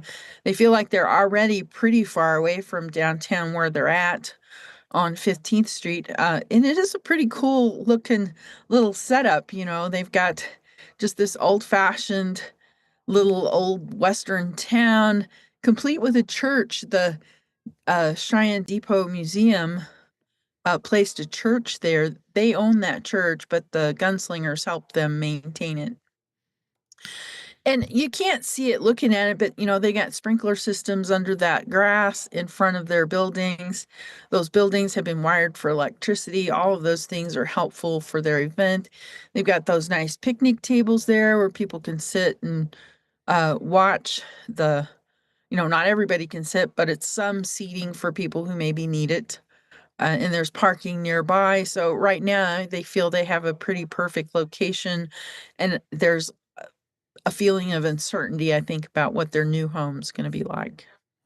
Yeah, Greg, I was talking to Greg earlier. He said it's a really nice spot. I like what you did there, Renee. You said the Gunslinger show has been a nice draw for Cheyenne Frontier Days and tourism. That's cute. Well, only writers can do that. Famous Cheyenne gunslingers to be homeless? Well, they have to move. We know that. That story from Renee Jean of the Cowboy State Daily. And then finally, an odd one. Who would have thought? Can you catch food poisoning from just by being close to someone? Can your significant other, your spouse, you would think food poisoning has to be derived through eating, bad food. In this case, the husband who He's always been able to eat like a goat. Nothing has ever bothered him. He ate some funky lunch meat, but his wife did not. Yet his wife came down with the same food-borne illness symptoms days later. What's going on there? Yeah, so, it is possible to catch foodborne illness. It takes exposure to body fluids like vomit, diarrhea. It's not just sweat or, it's not like the common cold where somebody breathes on you and you're going to catch it. But exposure to those kind of things can cause food poisoning. But I think what's more likely in this case, and this could happen to anybody really, is when he prepared his snack, I doubt that he washed his hands in between preparing the next snack. And so whatever was on that snack that made him sick, he transferred to his wife's snack. She got a much lower dose, so it didn't take off as quickly. So she got sick a couple of days later. She didn't actually physically catch it from him, but from that process where we transferred some contamination over here that was on our fingers to over here. My stomach's queasy just reading this story. I am one of them in the refrigerator. If the expiration date is coming up in a week, I throw it out. Like, never mind going past it. But this guy, that's living dangerous. The whole conversation that can be had about the dates that are on our foods. Yeah. Some of them are an expiration date, but some of the dates on our food are a use by date. Yeah. So you're supposed to be able to have time to use that product if you bought it on that date. So it's not even an expiration date in those cases. I think products like milk are like that. Yes, we've seen the best if used by. For me, like medicines, aspirin, I'm past the expiration date there. I'm thinking, wow, they've just lost their full effectiveness. I'm not going to get ill. But, a pack of bologna, if I'm a week past that, nope, I'm not doing that. I would probably just cook it. Yeah. That doesn't always work either, though. And then anyone around you would get sick. Hopefully, I won't ever get food. I don't think I've ever had foodborne illness, but I've had it twice. Both times it was due to bad ribs. I will never eat spare ribs again. Both times spare rib. Yeah, it's not fun. Thanks, Renee. Have a great Tuesday. All right. You too. Bye-bye now. Cowboy State Daily. Renee, Jean joining the conversation. Let's take a quick break. We'll be right back.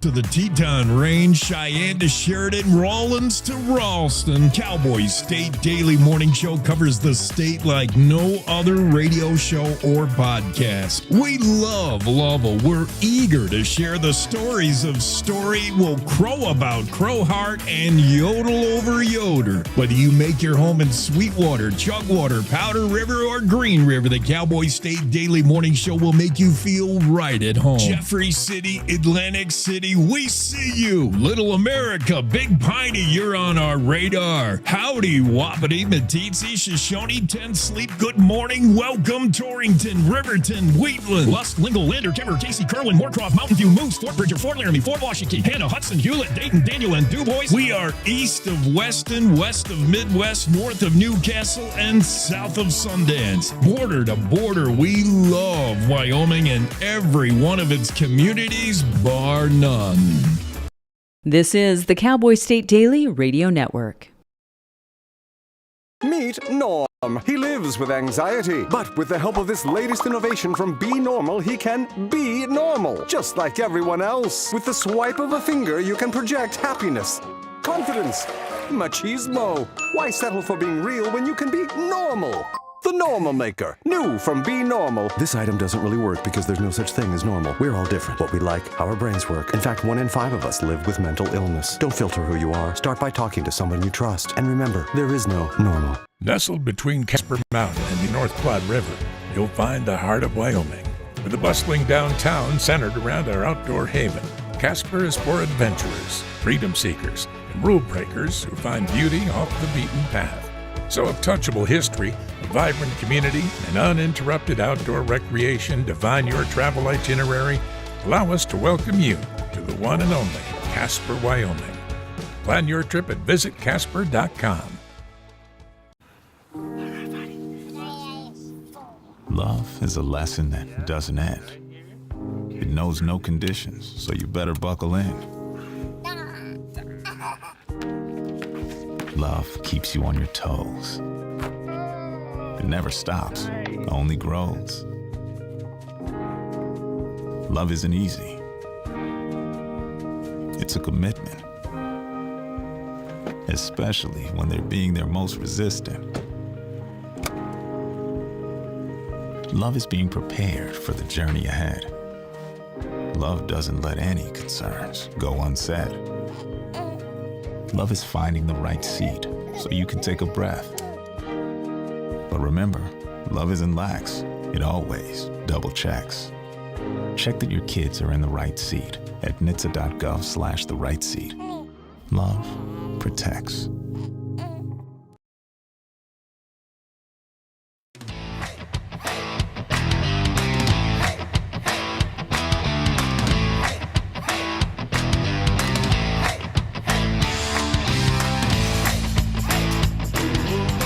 Yeah, back at it. Cowboy State Daily Show with Jake on a Tuesday. Howdy. This day in history, it's May 13th, by the way. You won't believe the things that happened today. 1846, this day, United States officially admits and declares we're at war with Mexico. Hostilities have been going on for months or longer, but the official declaration today, 1846, 1882, this day, Fort Steele Hospital burned to the ground. On this day in 1907, the U.S. Supreme Court ruled that a popular vote in 1892 concerning the location of Agricultural College of Wyoming was simply advisory, and thereby the University of Wyoming stayed in Laramie rather than moving to Lander. I didn't know that. 1907. UW could have been in Lander.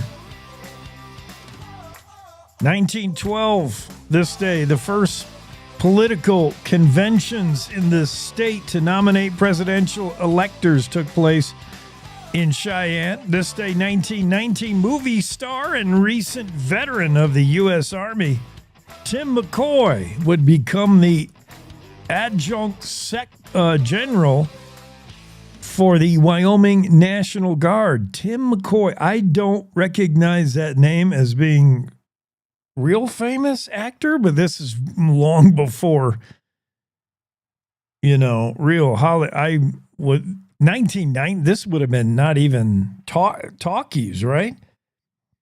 Tim McCoy, actor. This would have been way long ago. American actor, military officer. Yep. He was in a bunch of B-grade westerns. And I got a photo of him wearing a legit 10-gallon hat. And his movies came out right around when, talkies were out, talking movies. We did have sound, barely. Okay, he became an expert horseman and roper, developed a keen knowledge of horses. He was, just a B-Western actor in the day.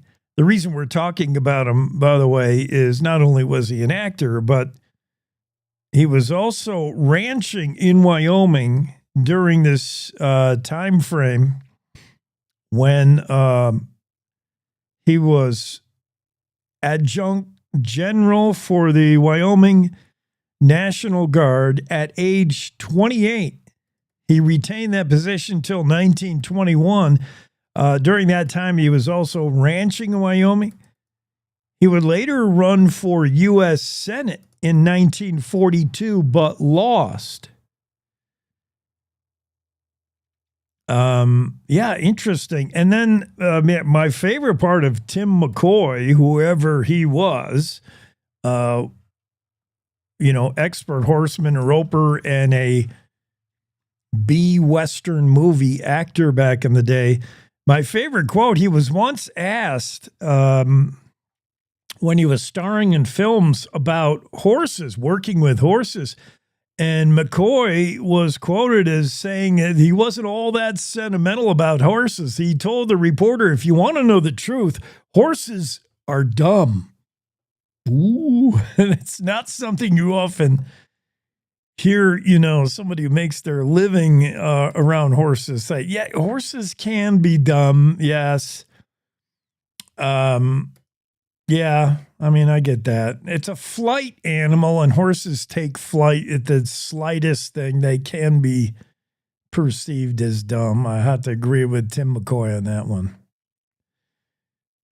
How many dumb horses at the rodeo? Well, it's a dumb horse if he spills you before 8 seconds, I guess, if you're riding rough stock. But if you're running barrels or roping on a horse, your horse is anything but dumb. Let's go to the rodeo world, do a little bit of rodeo if I'm ready. And I'm thinking now I'm not. Wait, stand by.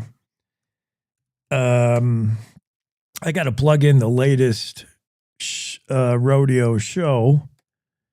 And now I think I'm ready. Yeah. Will Rasmussen, the Western Ag Network. Let's take a look at the Rodeo Roadshow.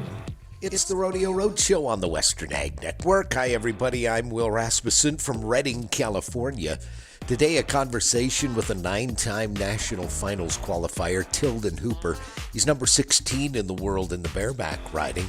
He recently appeared on the Netflix show Ransom Canyon. He's also made appearances on Yellowstone and more. A conversation about television coming up next. Good news, beef producers. Consumers' opinions and preferences on beef are becoming more transparent month after month.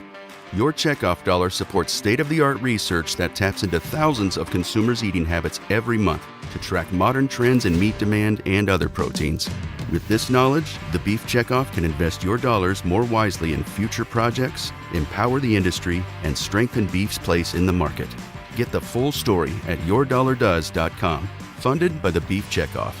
This branding season, let Western Ranch Supply lend a helping hand with one of our popular cap tables. We carry a full selection from industry leaders like Foremost, Filson, Cow Country, Rupp, and the new hydraulic MJE table. From traditional to hydraulic, these cap tables are tough and durable, not to mention easy to use for operators and safe for your calves. Stop by our stores in Billings or Great Falls or visit westernranchsupply.com. Western Ranch Supply, your branding headquarters. So here I am sitting at my kitchen table watching Netflix, and one of their recent releases, he knows what I'm going to say, one of their recent releases called Ransom Canyon, which I kind of liked. I called it a kind of a cross between Yellowstone and General Hospital. Yeah, that's a very good explanation. That is for sure. I was going to say Yellowstone and Dallas, maybe. There you go. That's better. Yeah. So anyway, it was episode 7 or 8, and they're talking about this rodeo. This guy's going to go enter, and they're talking about, but Tilden Hooper's entered. So I go, Tilden? And then it showed the rodeo, and there was Tilden. So tell me about Ransom Canyon and being on TV. I know you've made appearances in Yellowstone, but this was a pretty good spot for you. Yeah, it was awesome. It was a great opportunity. I just randomly have found myself in these positions to do this sort of things over the last couple of years, and this was really no different. He's had other appearances on television, but his quest and focus this year is on making it to another national finals rodeo. On the Rodeo Roadshow, I'm Will Rasmussen on the Western Ag Network. We're back. Cowboy State Daily Morning Show with Jake continues. Yeah, the wife and I tried watching Ransom Canyon. We're like one episode in, and it's just, I don't know. It's not Yellowstone.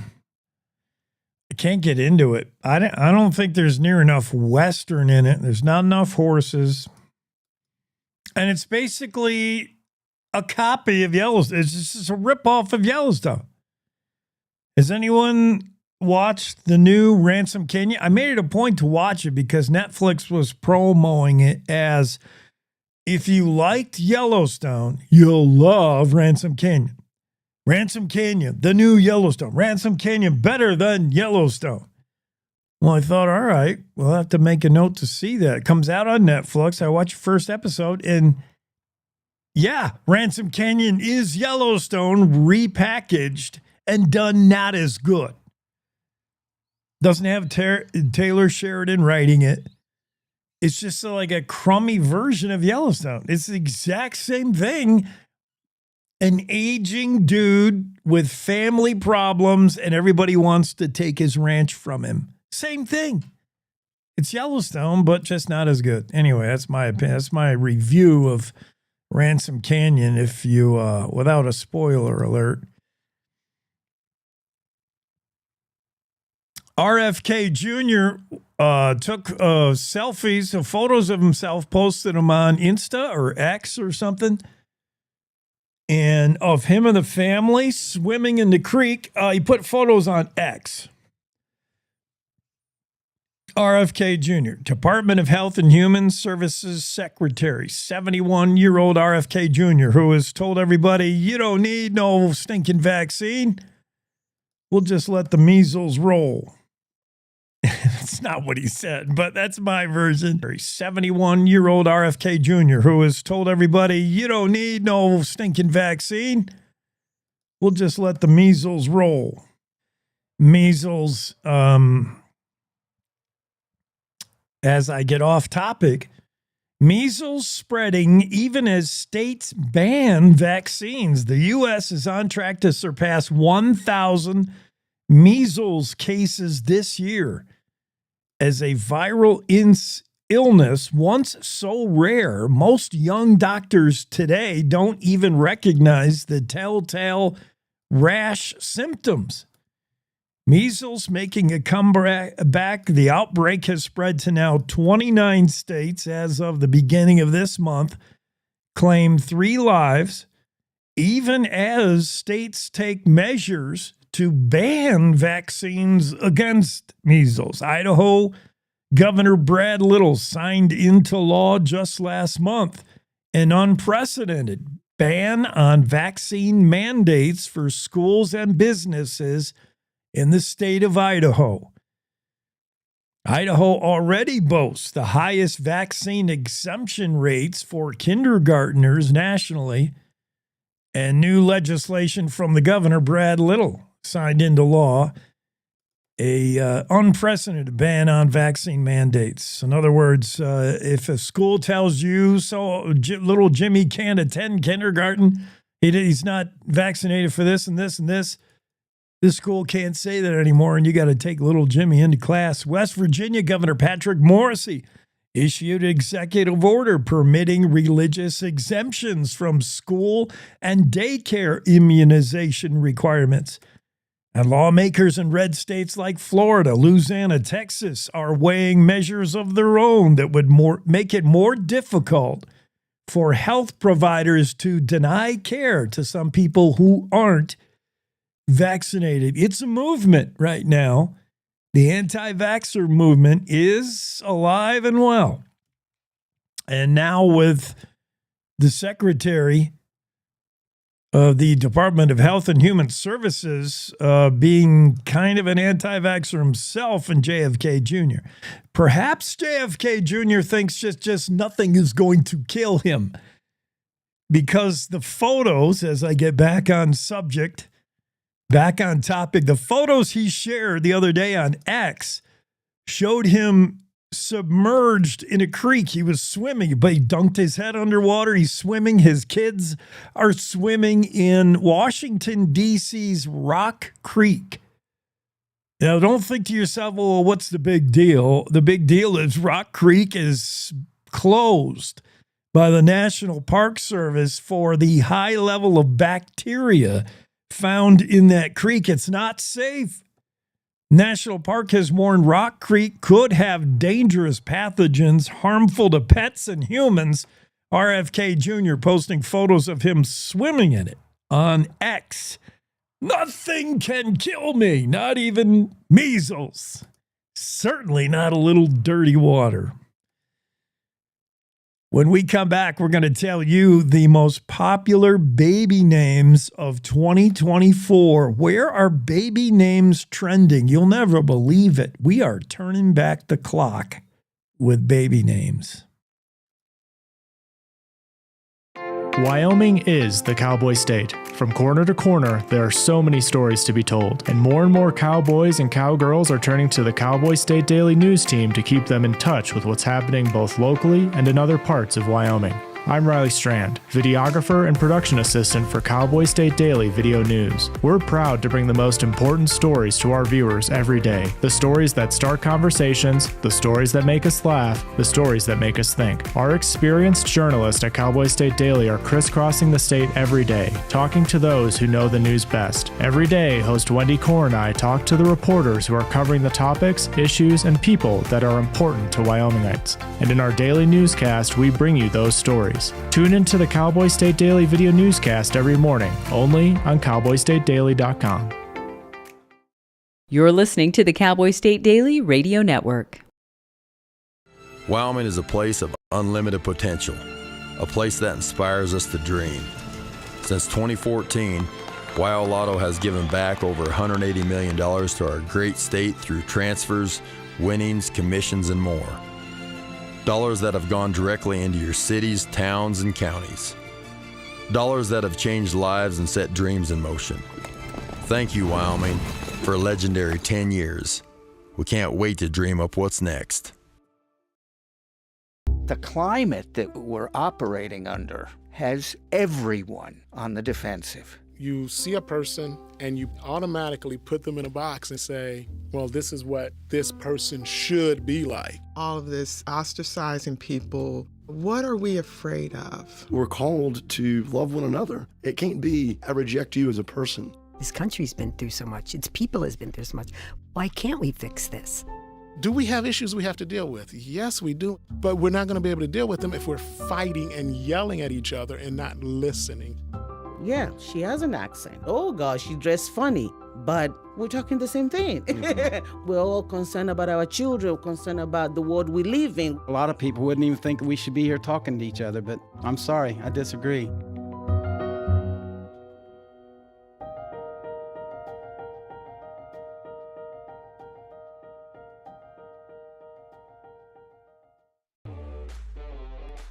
Year after year, we continue to serve new neighbors across our state. For over 40 years, our trust and wealth management services have grown our roots in Casper. And now we're excited to have offices in 3 Wyoming cities. We're here to help you achieve your financial goals and provide the kind of service that you expect from a Wyoming business. Because at Hilltop Bank, community means Wyoming. Our state. For over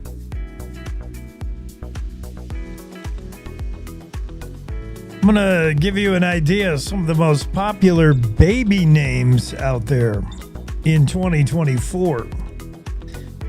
A visit to a nursery school today would likely include meeting a toddler named George, maybe an Elijah, a Hazel, a Martha, a Winifred. What? Winifred? That's the name, by the way, that in 2023 cracked the list of top 1,000 baby names. Winifred was gone from naming baby list until 2023. These classic names that have not seen popularity in decades are rising in the ranks. And they're replacing once trendy choices like the name Taylor, which is in decline, by the way. Names like for girls, Cheyenne. How many girls do you know named Cheyenne? Spelled all different kind of ways.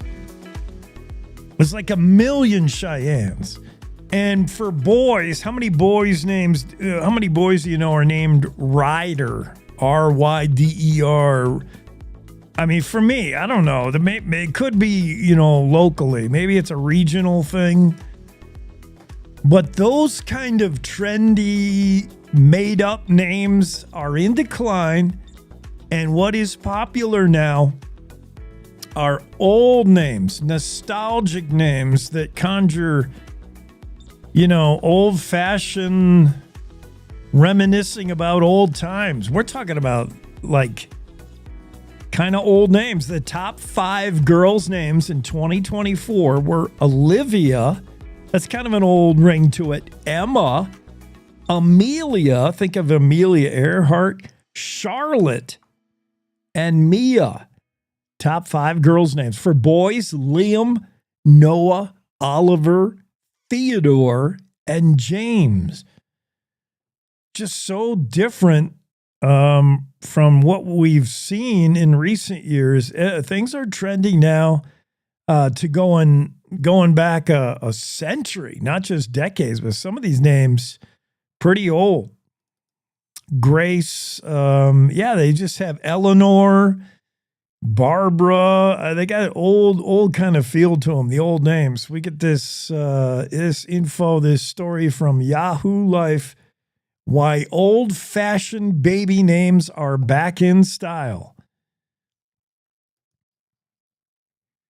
And finally, congrats to the Australian law enforcement people.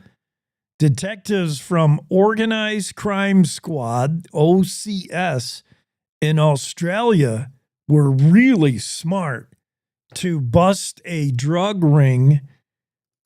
They made a seizure of over a ton of cocaine. That's a lot of cocaine. A ton. Street price, about $500 million worth of cocaine seized off the coast of Australia. You know how they did it is what drug runners do a lot now. We were talking earlier in the show with Jen Coker about a story that she wrote about a drug runner back in the 1980s. And back in the 80s, drug runners were pilots, and they flew planes, Cessna 400 packed to the brim with coke, back and forth from Colombia, back and forth from Mexico. The way they do it now, in order to be safer, because too many eyes are on airports, is coke will leave some of these South American countries by ship. And rather than try to land on a port in, let's say, Florida or somewhere, they just dump their load of coke. And it's all packaged so it can't get wet. They just dump it in the ocean. And they put a GPS beacon, sort of a geotag, on the load. And then they have some other mule they've hired who lives in the U.S. They have him go out and get it, following the tracking device. Well, they tried to do that in Australia, but the Australian coppers got smart. They were first tipped off when they saw a purchase of a 43-foot long motor cruiser paid for in Sydney by cash. I don't know what the amount of that was. 43-foot long cruiser ship, like a nice tricked out boat. Somebody comes up and buys it in cash so they don't leave a record of it. That alerted authorities. So they followed the purchasers of this boat, and they followed the boat all the way out to $500 million worth of cocaine floating in the ocean off the coast of Australia, more than a ton of coke. They took the guys on the boat into custody. They also arrested a couple of more dudes back at the port who they noticed. The New South Wales Police Force, along with the Australian Federal Police, noticed a couple of guys jump in their car and try to drive away from the port once they saw that boat got seized. They were in on it as well. So a big bust. Way to go, Australia. Way to go, Aussies in the land down under. That's a ton of coke that's never going to make it to Australia or wherever it was headed, and $500 million that won't get it plugged into the drug industry. Yeah, we got a lot of stories still, but we'll have to put them in overload, and we'll pick them up again tomorrow because just about out of time here on the Cowboy State Daily Show today. I got some folks. Oh, okay. I got some people trying to contact me before I'm off the air. Yeah, I got some other stuff we're going to get to tomorrow on the Cowboy State Daily Show. But thank you right now for joining us. It's been fun. It's been real. And it's been real fun. You can hear this show daily in the morning live on YouTube, on the website, cowboystatedaily.com, on X, on Facebook Live. You can download it later at your favorite podcast platform, wherever you get your favorite podcast. You can listen to us on radio stations across the state. Hello in Cheyenne. Howdy, Riverton. What's up in Jackson? Yeah, we're all over radio in Wyoming. However you take in the Cowboy State Daily Show with Jake, we're glad you do. Don't forget the weekend version with John Baggett on Saturdays. Your buddy Bags comes to you same time, same channel. Just a different day. For now, everybody, have a great Tuesday.